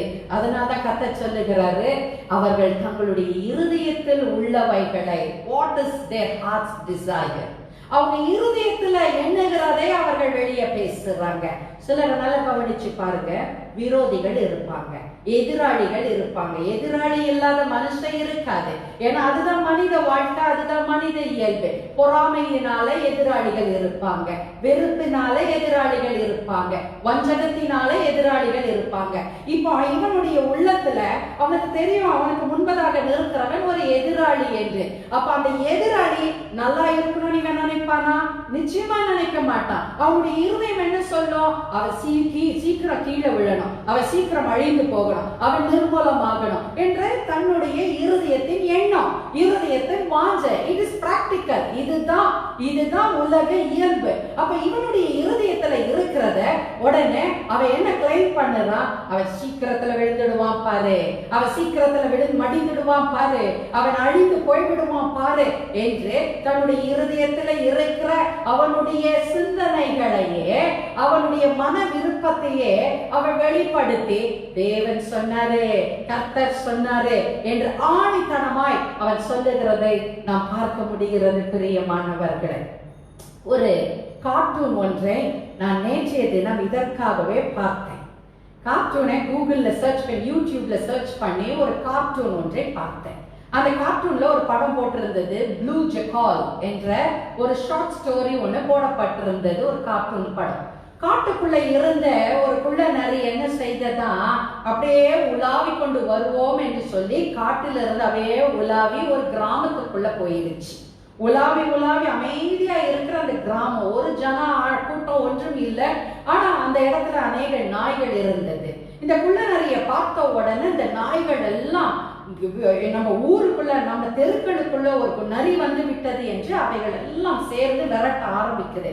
விரட்டின உடனே இந்த குள்ள நரி பயந்து தன் உயிரை காப்பாற்றிக் கொள்ளுகிறதற்காக ஓடுகிறது. ஓடி ஓடி ஓடி அந்த கிராமத்துல ஒரு வாஷர்மேன், அதாவது துவைக்கிற ஒரு லாண்ட்ரி மேன், அப்படி ஒரு துவைக்கிற மனுஷன், வண்ணா, கரெக்ட், வண்ணா, அந்த வண்ணா துவைத்து கொண்டு இருக்கிற ஒரு இடம் இருக்குது. அங்க பாத்தீங்கன்னா துணிகள்லாம் காயுது, டப்புல தண்ணி இருக்குது, இன்னொரு டப்புல இந்த நீலம் ஊத்தி இருப்பாங்க பாருங்க, வெள்ளை துணிகளை மாற்றுகிறதற்கு, வெண்மையாய் மாற்றுகிறதற்கு, உஜாலா வெண்மைன்னு சொல்லுவாங்க பாருங்க, அந்த ப்ளூவை ஊத்தி இருக்கிறாங்க, நீலத்தை ஊத்தி இருக்கிறாங்க. இது பயந்து ஓடி வந்தது பாருங்க. ஓடி வந்து அந்த தண்ணீருக்குள்ள நான் முங்கிக் கொள்வோம் என்று அந்த அவ்வளோ பெரிய தொட்டிக்குள்ள அது போய் முங்கி கொண்டது. முங்கின உடனே இந்த நாய்கள் அதை கடந்து போன பிறகு வெளியே எட்டி பார்க்குது. இந்த குள்ள நரி இப்ப ப்ளூ நரியாய் மாறி விட்டது. இப்ப ப்ளூ நரி வெளியே நடந்து வருது. வெளியே நடந்து வரும் பொழுது நாய்கள் எந்த நாய்கள் அதை விரட்டினதோ அந்த நாய்கள் போய் எட்டி பார்க்குது. எட்டி பார்த்துட்டு இப்ப அந்த நாய்கள் இதை பார்த்து பயப்படுது. ஐயோ, ஏதோ ஒரு பயங்கரமான ஒன்று நம்ம ஊருக்குள்ள வந்துட்டு என்று சொல்லி இப்ப பிடிச்சோமா ஓடணுமா என்று சொல்லி இந்த நாய்கள் எல்லாம் தங்கள் தெருக்களுக்கு ஓடி போயிடுச்சு. இப்ப இது ரொம்ப மெஜஸ்டிக் அப்படியே நடந்து வருது. நடந்து வந்து அதோடைய காட்டுக்குள்ள மறுபடியும் போகிறது. உள்ள போகும் பொழுது பாத்தீங்கன்னா அங்க இருந்த யானை அப்படியே பயப்படுது, அங்க இருந்த மான் அப்படியே பயப்படுது, அங்க தொங்கிக் கொண்டு இருந்த குரங்கு பயப்படுது. இப்ப எல்லா மிருகங்களும் இந்த ப்ளூ ஜக்கால இந்த நீல கலர்ல மாறின இந்த குள்ள நரிய பார்த்து, ஏதோ ஒரு பீஸ்ட் வந்துட்டு, ஏதோ ஒரு பயங்கரமான ஒரு விசித்திரமான ஒரு பயங்கரமான ஒன்று உள்ள காட்டுக்குள்ள வந்துட்டு என்று சிங்கம் முதற்கொண்டு எல்லாம் பயப்பட ஆரம்பிடுச்சு. பயந்து எல்லாம் ஒழியுதுங்க. அப்பதான் இருக்கு உள்ள நரிக்கு சும்மாவா சொல்லணும், அதற்கு உடனே ஐடியா தோணிடுச்சு. இதை நம்ம பயன்படுத்துவோம், நம்மளை பார்த்து இவங்க எல்லாம் ஏதோ ஆவேசம் என்று சொல்லி பயப்படுறாங்க என்று ஒரு ராஜ தோரணைய போட்டுட்டு சொல்லிச்சா, கடவுளை நான் அனுப்பினாரு, கடவுளை நான் அனுப்பி இவங்களை எல்லாரும் நீ ஆண்டு கொள்ளுன்னு சொல்லி நீ தான் இவர்களுக்கு ராஜாவா இருக்க வேண்டும் என்று சொன்ன உடனே சிங்கம் முதற்கொண்டு, சிறுத்தை முதற்கொண்டு, யானை முதற்கொண்டு எல்லாம் ராஜாவே நீர் வாழ்வே என்று சொல்லி அப்படியே நம்பிடுச்சு. இப்போ இந்த குள்ள நரி தன் இருதயத்துல எண்ணத்தை எல்லாம் நிறைவேற்ற பார்க்குது பாருங்க. அது போய் ஒரு பெரிய பாறையின் மேல ராஜாவாய் போல எப்படி சிங்கம் போய் அங்க மேல நிக்குமோ அப்படியே போய் ஒரு பாறைக்கு மேல ஒரு குன்றுக்கு மேல போய் நின்னுக்கிட்டு ஒவ்வொருவருக்கும் தான் இருதயத்துல நினைத்ததையெல்லாம் சொல்லுகிறது. யானை கிட்ட சொல்லுது, போ அங்க போய் அந்த நதி கரையில போய் தண்ணீர் எடுத்துட்டு வா எனக்குன்னு சொல்லுது. அந்த குரங்க சொல்லுது, நீ போ அங்க போய் அந்த பழத்தை பறித்துட்டு வான்னு சொல்லுது. சிங்கத்தை பின்னாடி நிக்க வச்சுட்டு கையில ஒரு விசிறியை எடுத்துட்டு நான் ராஜா என்று சொல்லி எனக்கு நீனு விசிறி வீசுன்னு சொல்லுது. அப்ப தன்னுடைய இருதயத்துல உள்ள எல்லாவற்றையும் அங்கு அது நிறைவேற்றுகிறது. அதற்கு அப்புறம் அங்க மழை பெய்யுது. அது எல்லாம் அதோடைய கலர் வெளியே வருகிறது, ப்ளூ கலர் எல்லாம் போகிறது. இது ஒரு பக்கம் இருக்கட்டும். எதை சொல்ல நான் வர விரும்புகிறேன் என்றால், அந்த குள்ள நரி தன் இருதயத்தில் உள்ளதையெல்லாம் நிறைவேற்றுகிறதற்காக, தன் இருதயத்தில் உள்ளதையெல்லாம் வெளியே பேசுகிறதை நாம் பார்க்க முடிகிறது. அப்படியாகத்தான் கர்த்தர் இந்த குள்ள நரிகளுக்கு ஒப்பனையாக கள்ள தீர்க்கதரிசிகளை வைத்திருக்கிறாரு. அவர்கள் இருதயத்துல உள்ளதையே பேசுகிறார்கள். அதனாலதான் கர்த்தர் சொல்லுகிறாரு, அவர்களை பார்த்து வனாந்தரத்தில் உள்ள குள்ள நரிகள் என்று இந்த கள்ள தீர்க்கதரிசிகளை தேவன் சொல்லுகிறதை பார்க்க முடியும். இயேசு கிறிஸ்து ஒரு பகுதியில யோவான் 8ஆம் அதிகாரத்துல பார்த்தீங்கன்னா 43வது வசனத்துல இருந்து நீங்க கவனித்து பார்த்தீங்கன்னா ஆண்டவர் கேட்கிறாரு, ஏன் என் வசனத்தை நீங்கள் அறியாமல் இருக்கிறீர்கள்? கேட்கிற கேள்வி நல்ல கேள்வி. ஏங்க நான் வசனத்தை உங்களுக்கு சொல்லி இருக்கிறேன், தேவ வார்த்தை புத்தகமாய் வெளியே வந்திருக்குது. கர்த்தரிடத்திலிருந்து புறப்பட்ட ஒவ்வொரு வார்த்தையும் அச்சிடப்பட்டு அது அழகாய் பரிசுத்த ஆவியானவர் அதை வெளிப்படுத்தி இருக்கிறது. ஏன் என்னுடைய வசனத்தை நீங்கள் அறியாமல் இருக்கிறீர்கள்? 43வது வசனம் 8வது அதிகாரம் யோவான் சுவிசேஷ நூலில், என் உபதேசத்தை கேட்டு நீங்கள் ஏன் மனதில்லாது இருக்கிறீர்கள்? சொல்லுகிறார், ஏங்க நீங்க கேட்க மாட்டேங்க? என் லாங்குவேஜ் உங்களுக்கு என்ன புரிய மாட்டுக்கா? நீங்கள் உங்கள் பிதாவாகிய பிசாசானவனால உண்டானவர்கள், உங்கள் பிதாவுடைய இச்சைகளின்படி செய்ய நீங்கள் மனதாய் இருக்கிறீர்கள். அவன் ஆதி முதற்கொண்டு எப்படி இருக்கிறான்? பிசாசானவன் எப்படி இருக்கிறான்? அவன் ஆதி முதற்கொண்டு மனுஷ கொலைபாதகனும், அவன் கொலைபாதகனாய் இருக்கிறான். சத்தியம் அவனிடத்துல இல்லாதபடியால் அவன் சத்தியத்திலே நிலை நிற்கவில்லை. பொய் பேசும்போது தன் சொந்தத்தில் எடுத்து பேசுகிறான். அப்போ கர்த்தர் தீர்க்கதரிசிகளை பார்த்து, கள்ள தீர்க்கதரிசிகளை பார்த்து, கள்ள ஊழியக்காரர்களை பார்த்து சொல்லுகிற காரியம் என்ன? மனுஷர்களை பார்த்து, விசுவாசிகளை பார்த்து தேவன் சொல்லுகிறாரு, நான் உங்களுக்கு அத்தனை சத்தியத்தை இந்த வேதாகமத்துல வைத்திருக்கிறேனே, நான் அத்தனை அறிவுரைகளை உங்களுக்கு சொல்லுகிறேனே, ஆனால் நீங்கள் ஏன் என் வசனத்தை நீங்கள் அறியாமல் இருக்கிறீங்க? ஆனா மாறாக நீங்க எதை நம்புறீங்க? பொய்யுக்கு பிதாவாகிய கொலைபாதகனாக ஆதி காலம் முதற்கொண்டு கொலைபாதகனாய் இருக்கிற பிசாசானவனுக்கு நீங்கள் ஏன் கீழ்ப்படுகிறீங்க? ஏன் அவனுக்கு, அவனுடைய சத்தத்துக்கு, அவன் பொய்யனும் பொய்க்கு பிதாவுமாய் இருக்கிற அவன் பொய் பேசும்போது அவன் தன் சொந்தத்துல எடுத்து பேசுகிறானே, அவனுக்கு ஏன் நீங்க செவிய சாய்க்கிறீங்க? அவனை போல ஏன் நீங்க பேசுறீங்க? அவனிடத்திலிருந்து வந்த ஏஜென்ட்டாக நீங்க ஏன் வெளிப்படுகிறீங்க என்று இயேசு திட்டமும் தெளிவுமாய் அவர் சொல்லுகிறதை பார்க்க முடிகிறது. 47வது வசனத்துல பார்த்தீங்கன்னா, 8ஆம் அதிகாரம் யோவான் 47வது வசனத்துல, தேவனால உண்டானவன் தேவனுடைய வசனங்களுக்கு செவி கொடுக்க. அப்ப நீங்களும் நானும் தேவனால உண்டாயிருக்கிறோமா? This is a big question. நீங்கள் தேவனாய் உண்டாயிருப்பீர்களே ஆனால் தேவனுடைய சத்தத்திற்கு, அதாவது வேத வசனத்திற்கு நீங்கள் கீழ்ப்படிவீர்கள், வேத வசனத்திற்கு அடிபணிவீர்கள், வேத வசனத்திற்கு உங்கள் இருதயத்தை திருப்புவீர்கள்.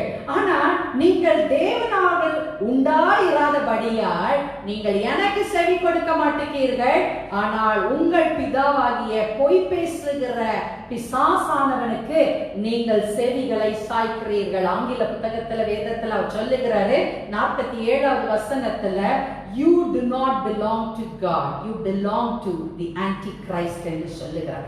பொய் பேசுகிறவனுக்கு நீங்கள் உரிமை உள்ளவர்களாய் இருக்கிறீர்கள், அவனுக்கு உடைமையாய் இருக்கிறீர்கள், என்னுடையவராய் நீங்கள் இல்லை என்று கர்த்தர் சொல்லுகிறார். அநேக கிறிஸ்தவர்கள் கள்ள தீர்க்கதரிசிகளுடைய உபதேசத்தை தான் ரசிக்கிறார்கள். கள்ள தீர்க்கதரிசிகளுடைய, கள்ள ஊழியக்காரர்களுடைய போதனைகளை அவர்கள் விரும்புகிறார்கள்.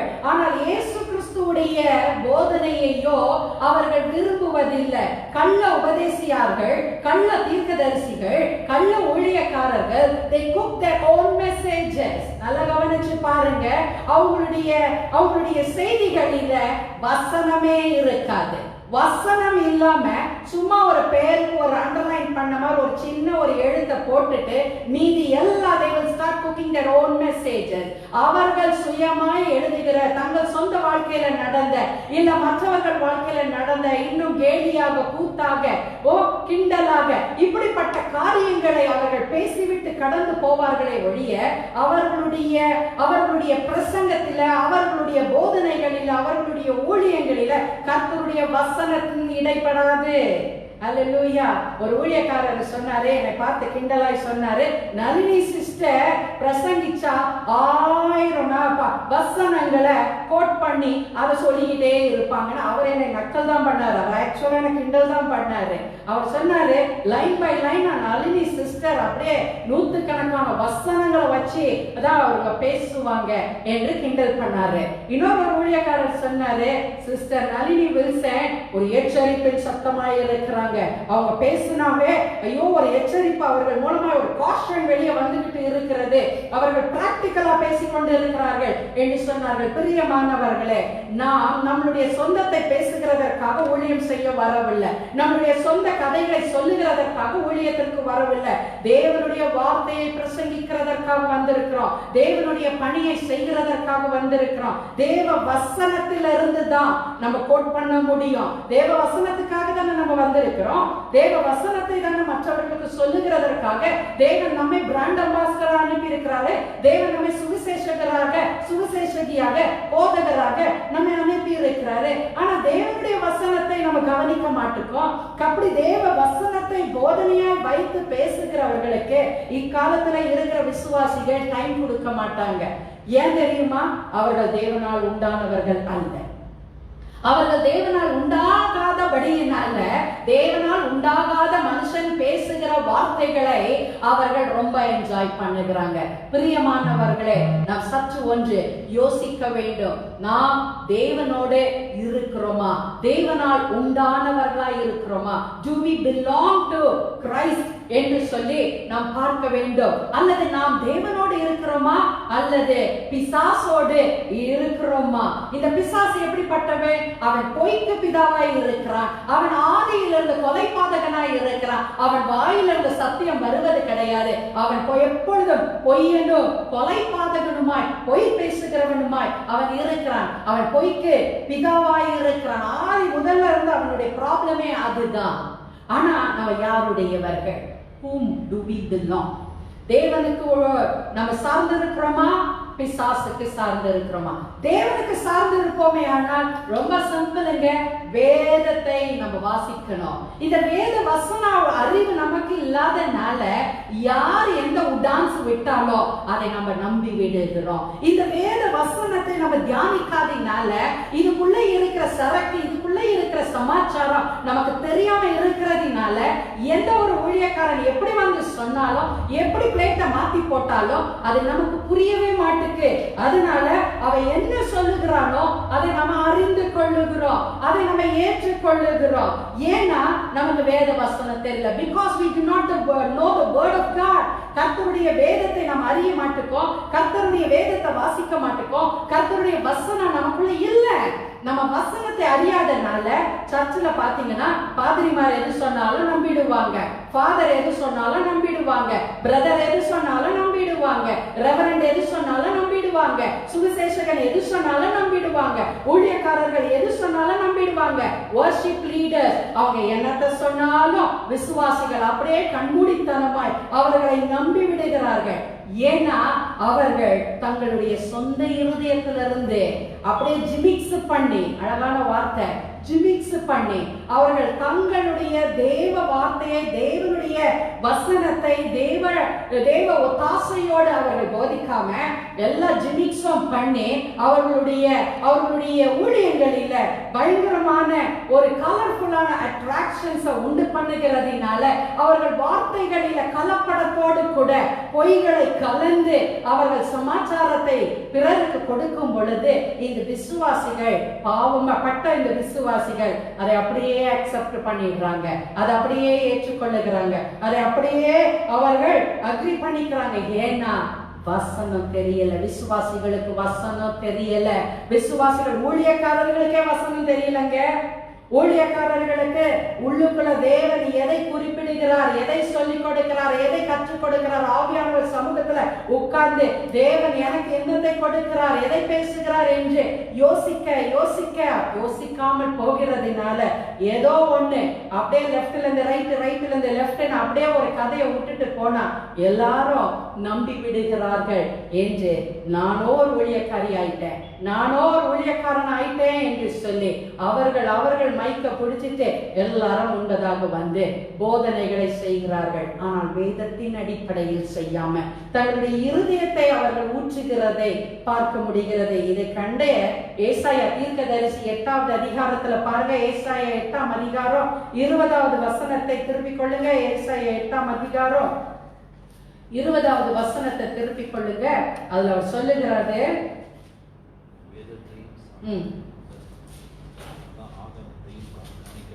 வேதத்தையும் சாட்சி ஆகமத்தையும் நாம் கவனிக்க வேண்டும். வேதத்தை கவனிக்க வேண்டும், சாட்சி ஆகமத்தை கவனிக்க வேண்டும். இந்த வார்த்தையின்படியே, இந்த வார்த்தையை நம்ம கவனிக்கணும். நல்ல கவனிங்க. விசுவாசிகளாகிய நாம் வேதத்தை நாம் கவனிக்க வேண்டும். வேதாகமத்தை சாட்சி ஆகமத்தை நாம் கவனிக்க வேண்டும். இந்த வார்த்தையின்படியே ஒரு ஊழியக்காரன் சொல்லாவிட்டால் எத்தனை ஒரு எச்சரிப்பு வருகிறது பாருங்க. தேவ வார்த்தையின்படி, வேத வசனத்தின்படி, சாட்சி ஆகமத்தின்படி ஒரு ஊழியக்காரன், ஒரு தீர்க்கதரிசி சொல்லாவிட்டால் அவர்களுக்கு விடியற்கால வெளிச்சம் இல்லை. அப்படின்னா என்ன அர்த்தம்? அவன் உயிரோடு இருக்கிறது இல்லை.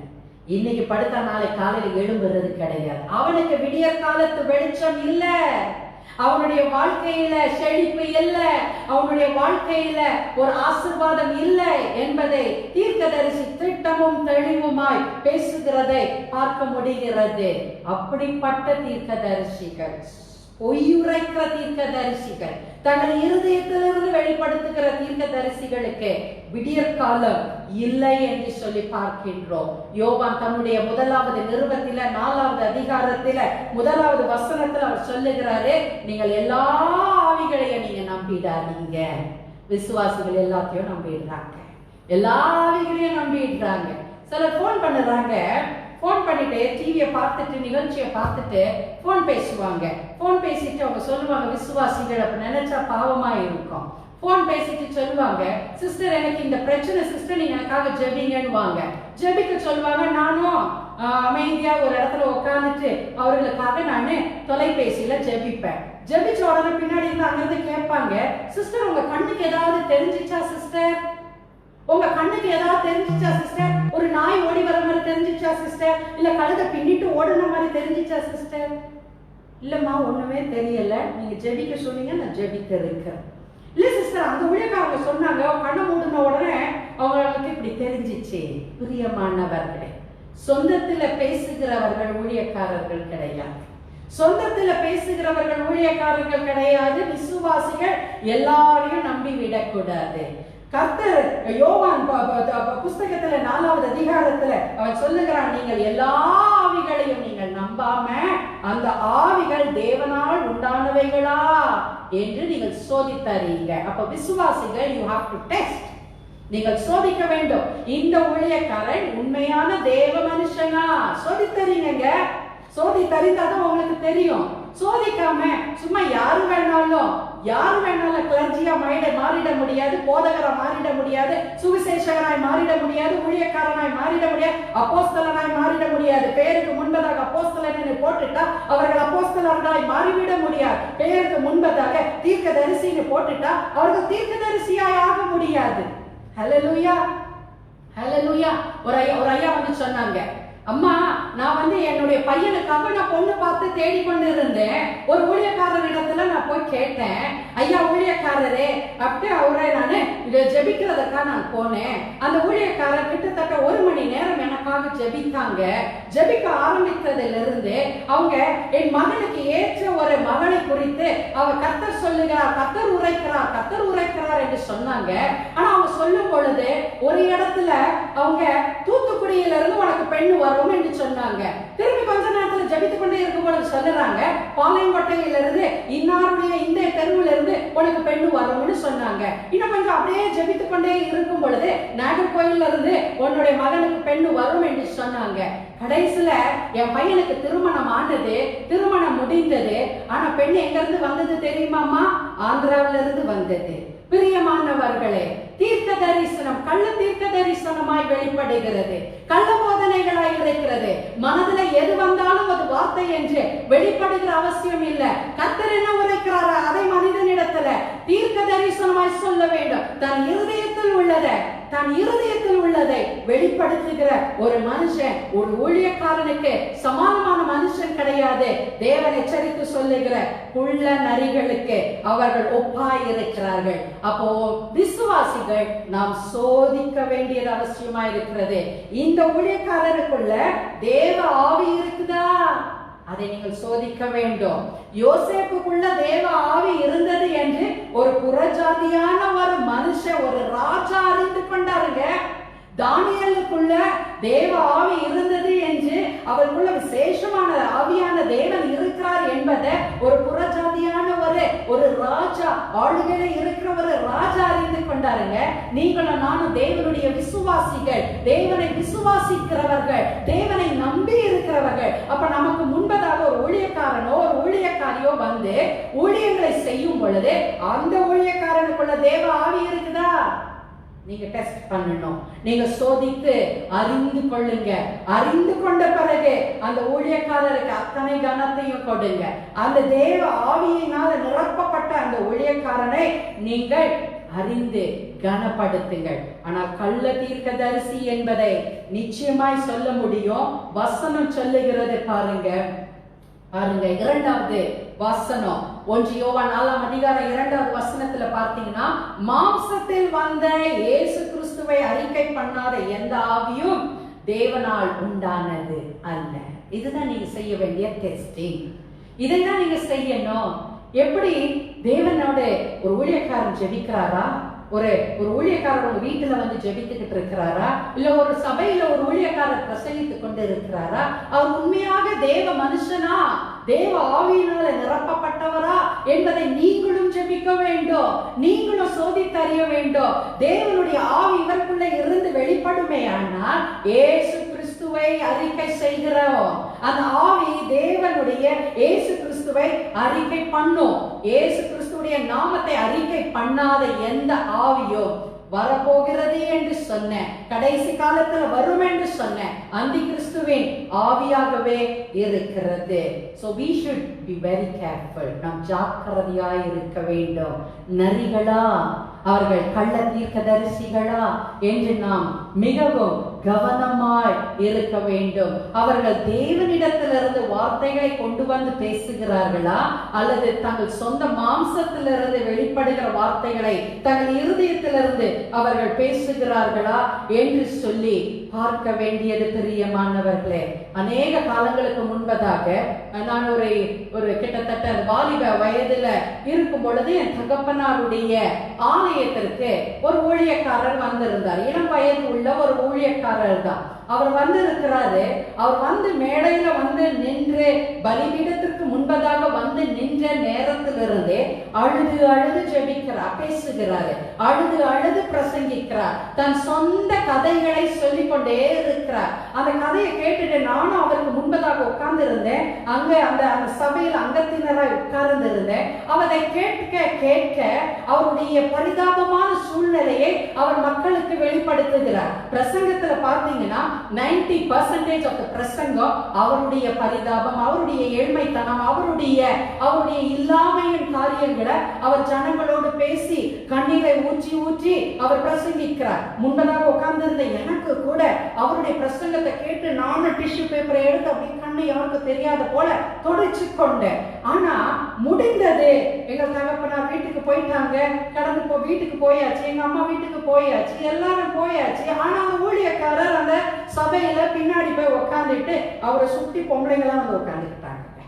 அவரை சுத்தி பொம்பளைங்களா உக்காந்துக்கிட்டு அவருடைய சோக கதையை கேட்டு, ஐயா இது எப்படியா ஆச்சு, ஐயா இது என்னையா ஆச்சு அப்படின்னு கேட்க கேட்க ஓரம்மா என்ன செஞ்சாங்க தெரியுமாங்க? நடந்த உண்மையை நான் சொல்லுகிறேன், தெய்வ சமூகத்துல நின்று சொல்லுகிறேன். தன்னுடைய செயினை கலட்டி, ஐயா இதை வச்சுக்கோங்க ஐயா, இதை நீங்க வித்து உங்களுடைய கஷ்டங்களை தீர்த்துக்கோங்க. அடுத்த வாரம் தான் எங்க அப்பாக்கு தெரிய வந்துச்சு, கழுத்துல இருக்கிற செயினையே கலட்டி இந்த ஐயா தூக்கிட்டு போயிட்டாரு என்று. பிரியமானவர்களே, தங்கள் சொந்த மாம்சத்துல வெளிப்படுகிற வார்த்தைகளை சொல்லி விசுவாசிகளை வஞ்சிக்கிற ஊழியக்காரர்களை தான் தேவன் சொல்லுகிறாரு, நரிகளுக்கு ஒப்பாய் இருக்கிற தங்கள் இருதயத்திலிருந்து பேசுகிற ஒரு குள்ள நரிகளாய், வனாந்தரத்தில் உள்ள நரிகளாய் அவர்கள் இருக்கிறார்கள் என்று சொல்லி அங்கு போடப்பட்டிருக்கிறது. இரண்டாவது காரியத்தை சொல்லி நான் ஜெபிக்க விரும்புகின்றேன். முதலாவது, இந்த நரிகளுக்கு ஒப்பாய் இயேசு இந்த ஊழியக்காரர்களை ஒப்பனையாய் சொல்லுகிறது.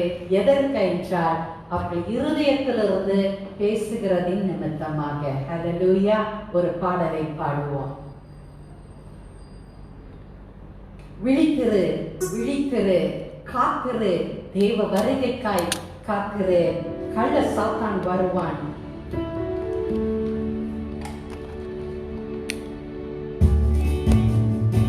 பாடலை போட்டுடுங்க.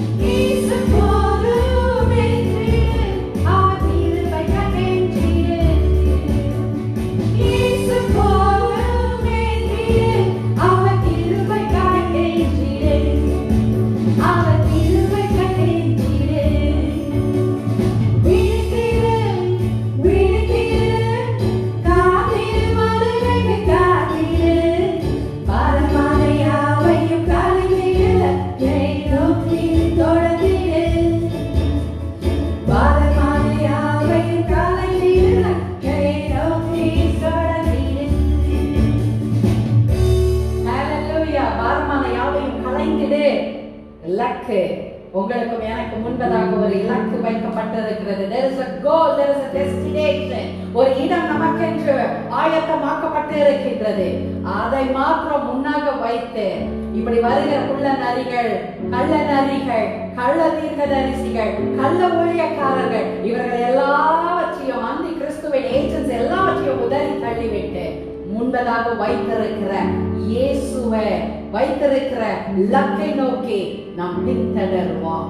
கடைசியாக இரண்டாவது காரியம், இந்த கள்ள தீர்க்கதரிசிகளை நரிகளுக்கு ஒப்பாய் தேவன் சொல்லி இருக்கிறது.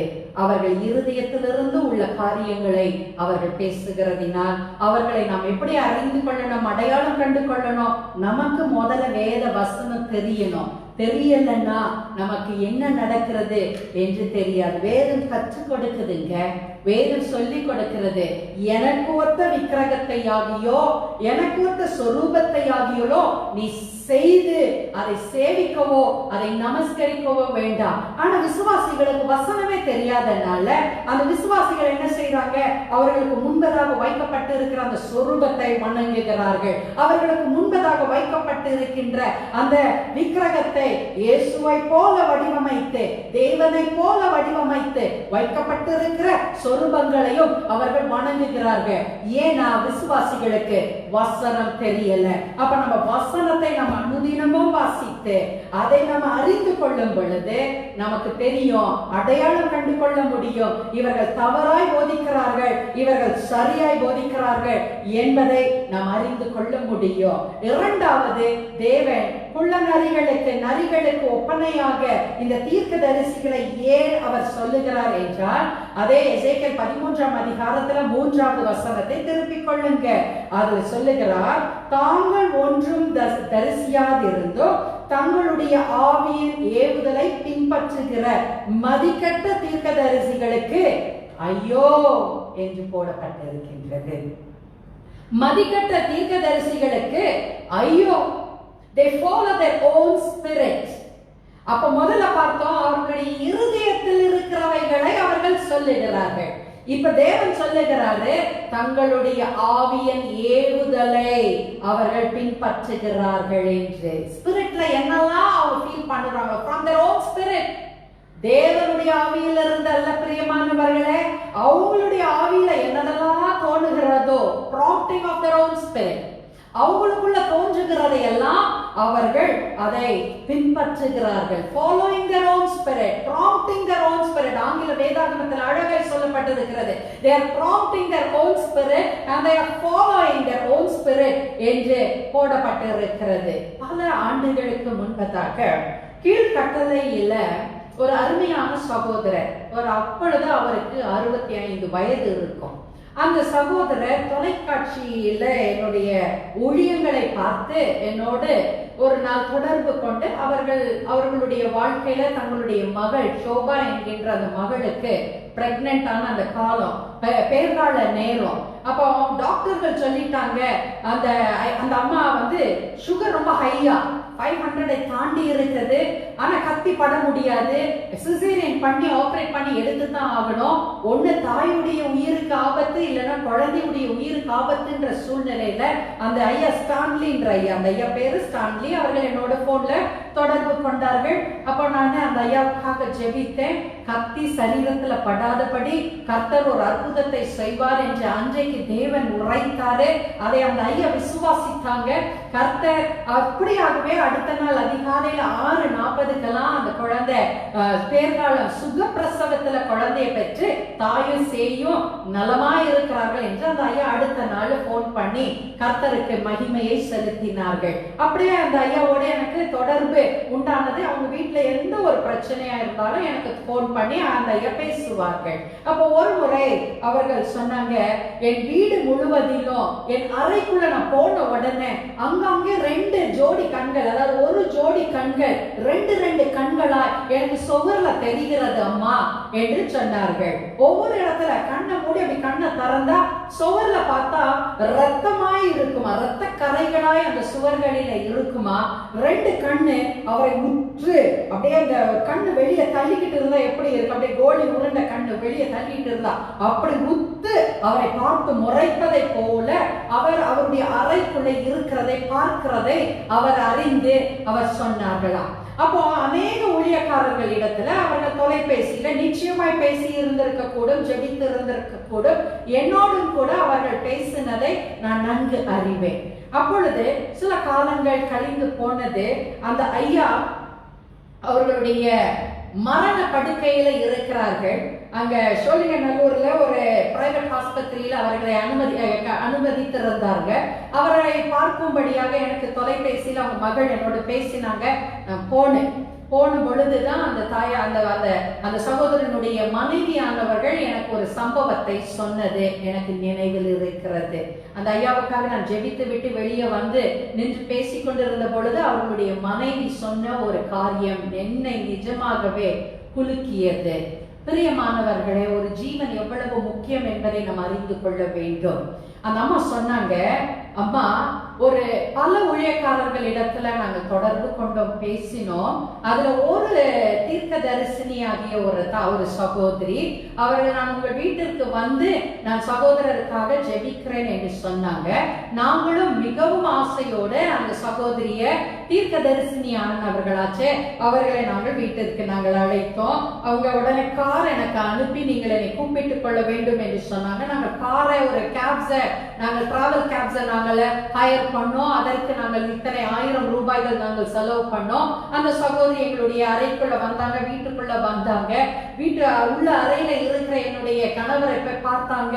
அங்க பார்த்துட்டு அவங்க சொன்னாங்க, எனக்கு ஒண்ணுமே கண்ணே தெரியலையே, எங்கேயுமே கண்ணு தெரியலையே, கண்கள் தெரியவில்லையே, எங்கேயும் ரத்தம் தெரியவில்லையே. ஆனா அந்த ஐயா சொன்னாங்க, ஏமா எனக்கு கண்ணுக்கு தெரியுதுமா, திடீரென்று தெரிகிறது, இரவுல என்னால தூங்க முடியல, ஒன்று என்னை அலைக்கழிக்கிறதை உணர்கிறேன் என்று சொன்னாங்க.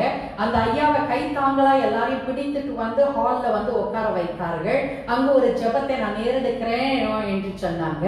அப்ப அந்த சகோதரி சில காரியங்களை அங்க அவர்கள் சொன்னார்களாம். என்ன சொன்னாங்களாம், இப்படி சுற்றி பார்த்தார்களாம். பார்த்து விட்டு சொன்னாங்களாம், இந்த கலர்ல எதுக்கு நீங்க கர்டன் போட்டிருக்கீங்க? நீங்க பிங்க் கலர்ல தான் கர்டன் போட்டிருக்க வேண்டும். நீங்க பிங்க் கலர்ல போட்டீங்கன்னா அப்படிப்பட்ட ஒரு இதெல்லாம் தெரியவே தெரியாது என்று சொன்னார்களாம். இன்னும் அப்படியே கண்ணை சுற்றி சுற்றி பார்த்தார்களாம். இது நடந்ததை நான் சொல்லுகிறேன், கற்று கதைகளை நான் பேசவில்லை. தேவ சமூகத்துல நின்று பேசிக் கொண்டிருக்கிறேன். நான் பயத்தோடு, பக்தியோடு, ஜாக்கிரதையோடு, கவனத்தோடு நான் பேசுகிறேன். உண்மையான சம்பவத்தை அந்த வீட்டார் சொன்னது என் நினைவுல இருக்கிறதை நான் சொல்லிக் கொண்டிருக்கிறேன்.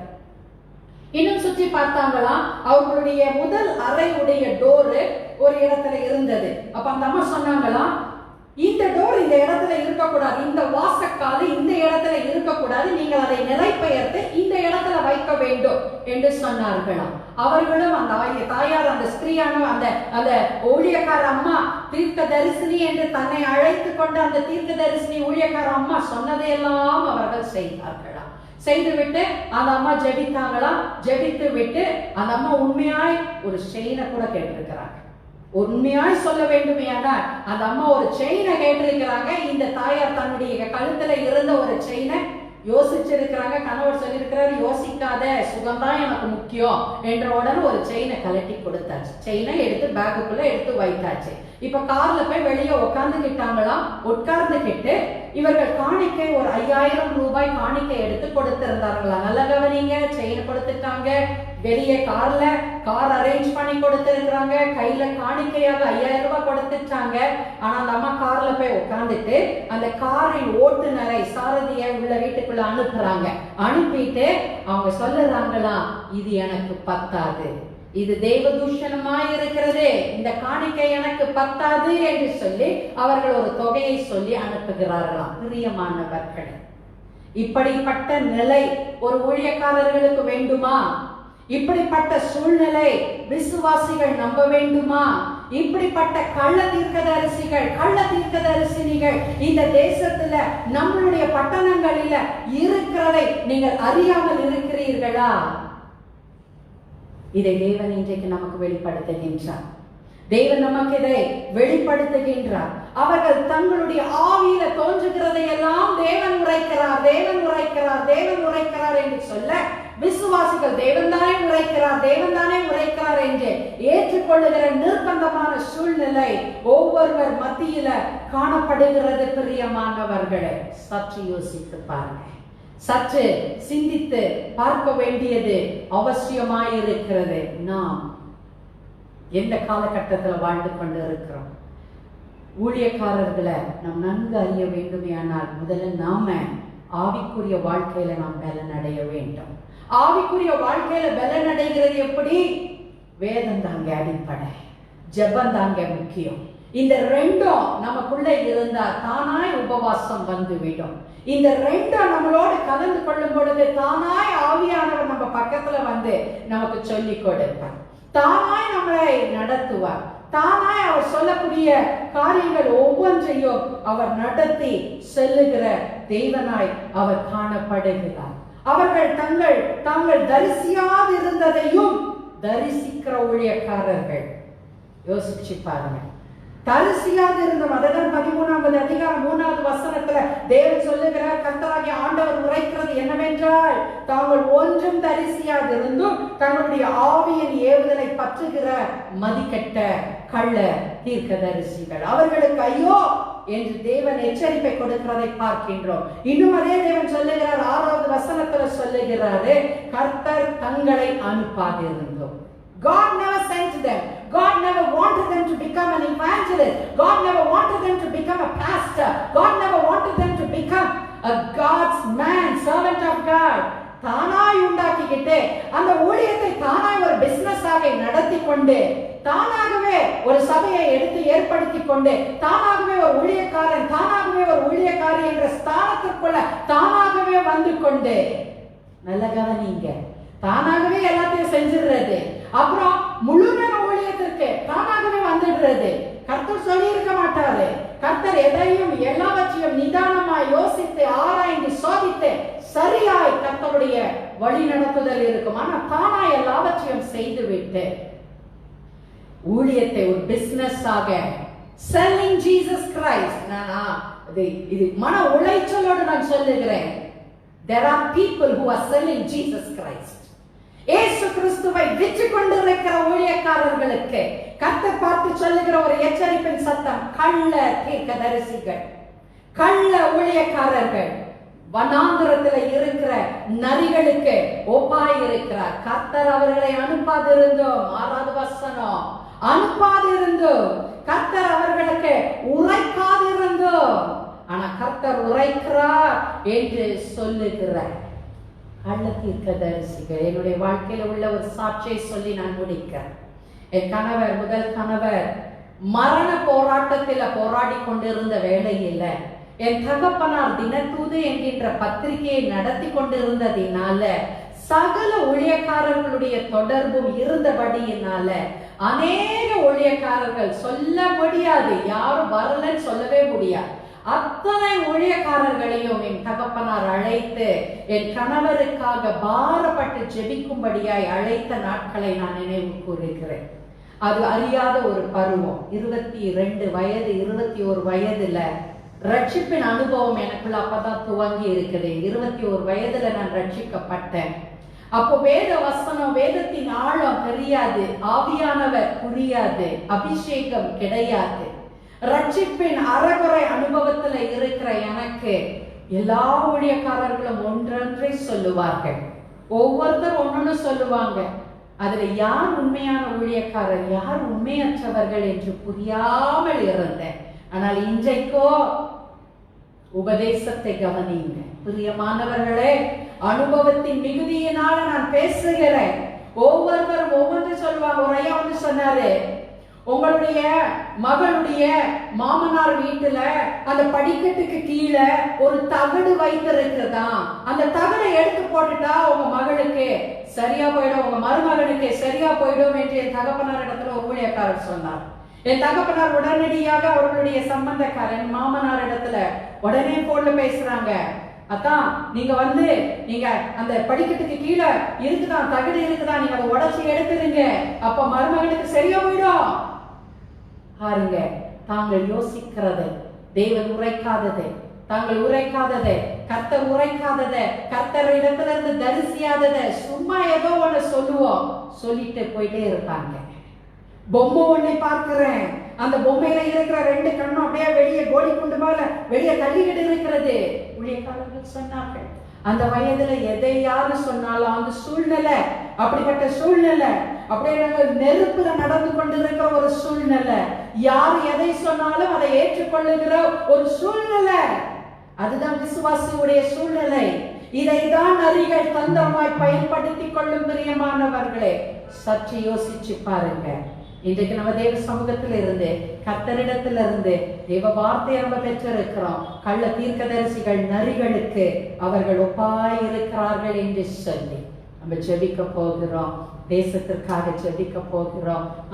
நம்மை சுற்றி இருக்கிறவர்களுக்காக ஜெபிக்க போறோம். மிக முக்கியமாக ஊழியக்காரர்களுக்காக நம்ம இன்றைக்கு ஜெபிக்க போகிறோம். ஊழியக்காரர்களுக்காக நீங்கள் ஜெபிக்க போறீங்க, நம்ம எல்லாரும் இணைந்து ஜெபிக்க போகிறோம். கர்த்தர் நிச்சயமாய் ஒரு அற்புதத்தை அவர் செய்வாராக. ஹல்லேலூயா. வசனத்தை எடுப்பான், விசனத்தை தருவான், சத்தியத்தை எடுப்பான், நித்தியத்தை கெடுப்பான். அதே பாடல மறுபடியும் ஒரே ஒரு சரணத்தை, வீணாடுடைய பாடல், விழித்திரு விழித்திரு நீ காத்திரு, வருகைக்கு நீ காத்திரு என்ற பாடலை நாம் சேர்ந்து இணைந்து பாடுவோம். ஹல்லேலூயா. இங்க வாங்க.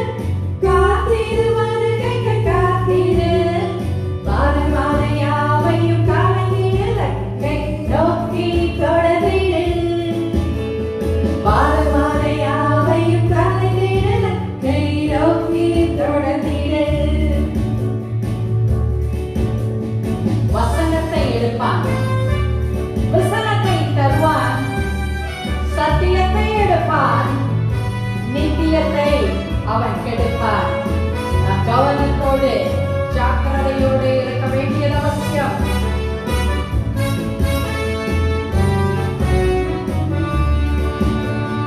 வசனத்தை எழுப்பான், விசனத்தை தருவான், சத்தியத்தை எடுப்பான், நித்தியத்தை கெடுப்பான். வசனத்தை எழுப்பான், விசனத்தை தருவான், சத்தியத்தை எடுப்பான், நித்தியத்தை கெடுப்பான். இயேசு போதும் என்று அவர் திருவைக்க கெஞ்சிட, இயேசு போதும் என்று அவர் திருவைக்க கெஞ்சிட. விழித்திரு விழித்திரு காத்திரு மருளுக்கு காத்திரு, பாரமாயாவையும் கலைந்திட கை நோக்கி தொடர்ந்திடு. பாரமாயாவையும் கலைந்திட கை நோக்கி தொடர்ந்திடு. கண்களை மூடி. எஸ் ஹல்லேலூயா. ஸ்தோத்திரிக்கிறோம் ஆண்டவரே, நன்றியோடு துதிக்கிறோம், ஸ்தோத்திரிக்கிறோம்.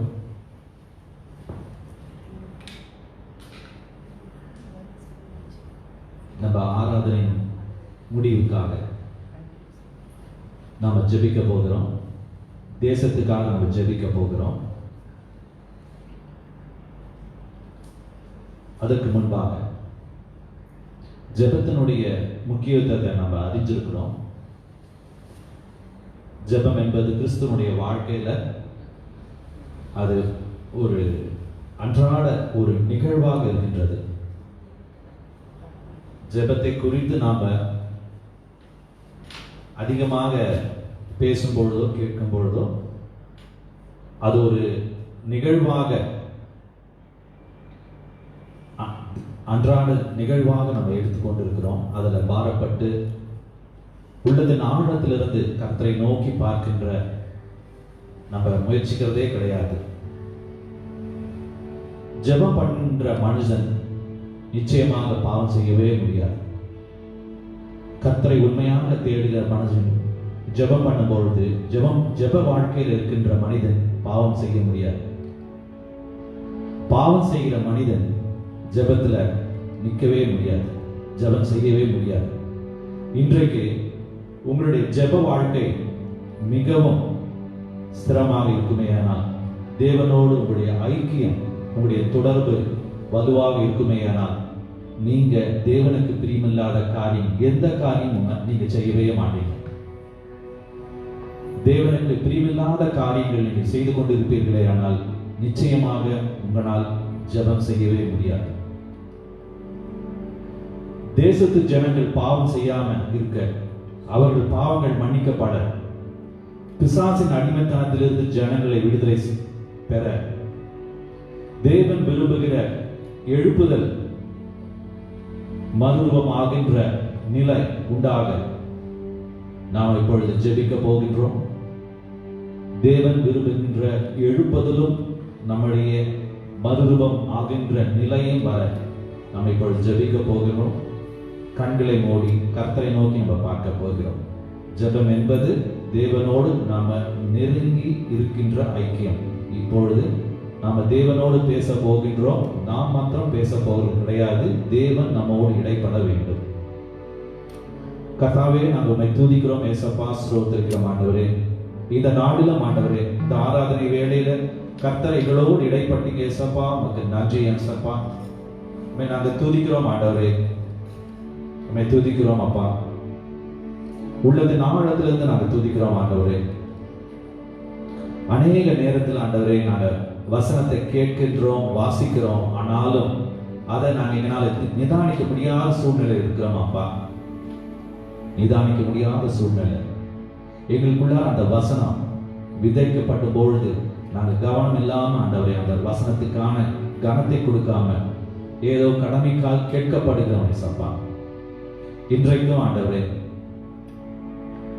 கள்ள தீர்க்கதரிசியை பத்தி நாங்க கேட்கும் பொழுது கர்த்தாவே, எங்களுக்கு யாரு ஆறுதல் சொல்லுவாங்க, நாங்க விரும்புகிற காரியம் யாரு சொல்லுவார்களோ அவர்களை நாங்க தான் ஏசப்பா தீர்க்கதரிசி என்று ஏற்றுக்கொள்கின்றோம்.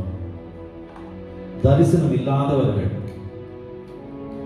ஆண்டவரே ஆதாய தொழிலாக, வேதத்தை ஆதாய தொழிலாக மாற்றிக்கொண்டு எங்களுக்கு ஆண்டவரே விரும்புகிற காரியங்களை சொல்கின்ற ஊழியக்காரர்களை நாங்கள் தான் ஏசப்பா தீர்க்கதரிசி என்று ஏற்றுக்கொள்கின்றோம். உங்களுடைய பார்வையில ஆண்டவரே நீர் சொல்லாத காரியங்களை சொல்கிறவர்கள் கள்ள தீர்க்கதரிசி என்று சொல்கின்றேன்.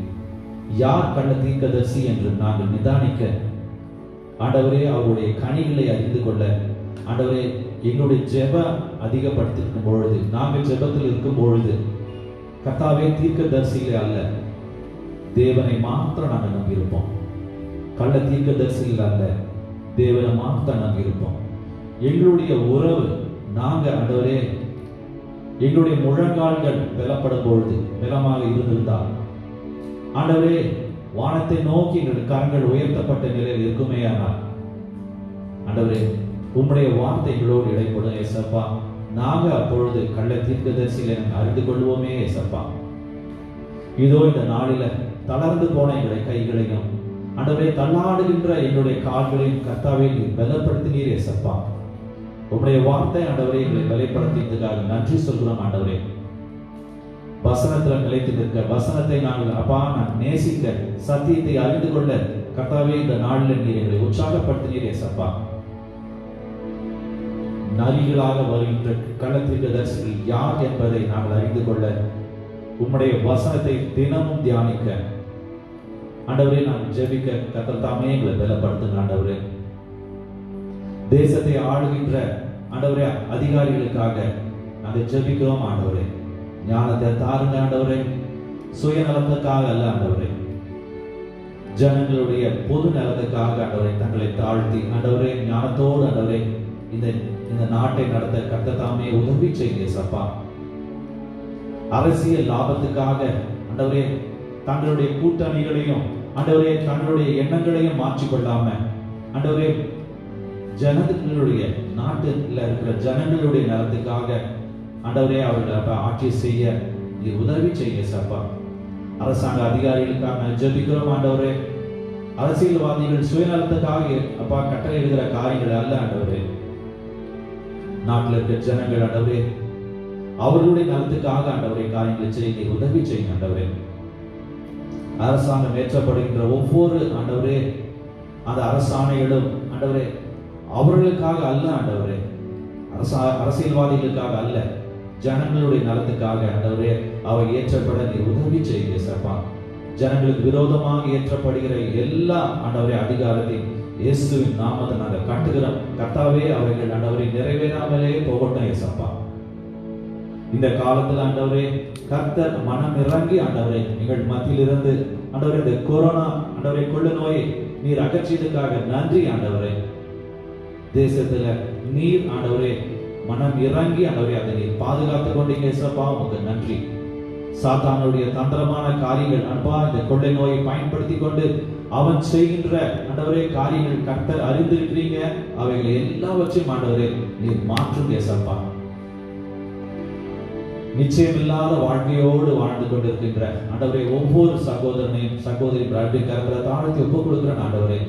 ஒருவேளை இந்த சூழ்நிலையில அவருடைய வேலை போயிருந்திருக்குமையானால் ஆண்டவரே வேலையை தருகிற கர்த்தரை நோக்கி அவர்கள் பார்த்து விசுவாசத்தோடு ஜெபிக்கும் பொழுது கர்த்தர் தாமே ஆண்டவரே அவளுக்கு ஆண்டவரே ஒரு வழி வாசலை திறந்து தாருங்க ஆண்டவரே. நிச்சயம் இல்லாத தன்மையோடு ஆண்டவரே தங்கள் வாழ்க்கை நடத்தி கொண்டிருக்கின்ற ஒவ்வொரு ஆண்டவரே தாயும் தகப்பனையும் ஆண்டவரே நாம் நினைவு கூறுகிறோம் ஆண்டவரே. ஒருவேளை தன்னுடைய மகனுக்கு தன்னுடைய மகளுக்கு கல்யாணத்தை ஆண்டவரே அவர் ஏற்படுத்தி இருப்பாருங்க, ஆனால் இந்த ஆண்டுல அது நடத்த முடியுமா என்று ஆண்டவரே ஒரு ஏக்கத்தோடு இருப்பாங்க. கர்த்தர் தாமே ஆண்டவரே அவர்களுக்கு ஆண்டவரே ஒரு ஞானத்தை தாருங்க. அவருடைய பிள்ளைகளுடைய எதிர்காலத்தை கர்த்தர் பொறுப்பெடுத்துக் கொள்ளுங்க ஆண்டவரே. வயதானவங்க ஆண்டவரே அவர்களை விசாரிக்க யாருமே இல்லாத சூழ்நிலையில் இருக்கலாம் ஆண்டவரே, ஆனாலும் அவர்களை விசாரிக்கிற தேவன் அவர்களுக்கு ஆண்டவரே நீர் ஆறுதலை தாருங்க.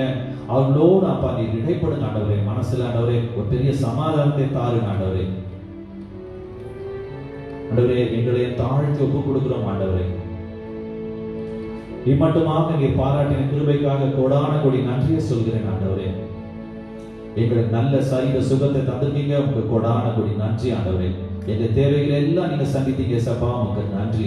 ஒரு நன்மையும் குறைவாம கர்த்தர் தாமே ஆண்டவரை நடத்துனீங்க, உங்களுக்கு நன்றி ஏசப்பா. நன்றியோடு துதிக்கிறோம் ஏசப்பா, ஸ்தோத்திரிக்கிறோம். இந்த நாளிலும் ஆண்டவர் இந்த ஆராதனையில கர்த்தர் தாமே மகிமைப்பட்டீங்க ஏசப்பா. சுயம் அல்ல, தேவனுடைய மகிமையே ஆண்டவரே இந்த இடத்துல வெளிப்பட்டதுக்காக நன்றி ஆண்டவரே. உண்மை நாங்கள் போற்றுகிறோம் ஏசப்பா, உண்மை துதிக்கிறோம் ஆண்டவரே. தொடர்ந்து ஆண்டவரே நீர் எங்களை பொறுப்பெடுத்துக் கொள்ளுங்க. உம்முடைய மாறாத கிருபை ஆண்டவரை எங்களை வழி நடத்தட்டும் ஏசப்பா. கண்ணீரின் கவலையும் ஆண்டவரே நீர் மாற்றுகிற தேவனாக இருக்கீங்க. உம்மை தேடுகிறவர்களுக்கு ஆண்டவரே நீர் கண்ணீரை துடைக்கிறவராக இருக்கிறீங்க ஏசப்பா. நீர் தேற்றவராக இருக்கிறீங்க ஆண்டவரே. இதோ என்னுடைய சபையின் பிள்ளைகள் ஆண்டவரே இந்த நேரத்துல காணொலி மூலியமா கேட்டுக்கொண்டிருக்கிறவர்களுடைய ஆண்டவரே தேவைகளை நீர் அறிந்திருக்கிறீங்க ஆண்டவரே. உண்மையோடு ஆண்டவரே ஊக்கத்தோடு விசுவாசத்தோடு ஆண்டவரே அவர் ஏறுகிற ஜெபத்துக்கு கர்த்தர் தாமே பதில தாருங்க ஆண்டவரே. நீர் எல்லாவற்றையும் மாற்றக்கூடிய ஏசப்பா, அதிசயத்தின் தேவன் தாமே ஆண்டவரே அவர்களை வழி நடத்துங்க. சமாதானத்தினால் ஆண்டவரே அவர்களை ஆண்டவரை பாதுகாத்துக் கொள்ளுங்க. எல்லாம் துதியும் கன மகிமை ஆற்றுமைக்க செலுத்துகிறோம். மீட்பர் இயேசு கிறிஸ்து மூலமாக வேண்டிக் கொள்கிறோம். ஆமென், ஆமென். நாம் யாவரும் சேர்ந்து சொல்லுவோம். என் ஆத்துமாவே கர்த்தரை ஸ்தோத்திரி, என் முழு உள்ளமே பரிசுத்த நாமத்தை ஸ்தோத்திரி. என் ஆத்துமாவே கர்த்தரை ஸ்தோத்திரி, கர்த்தர் செய்த சகல உபகாரங்களை மறவாதே. ஆமென்.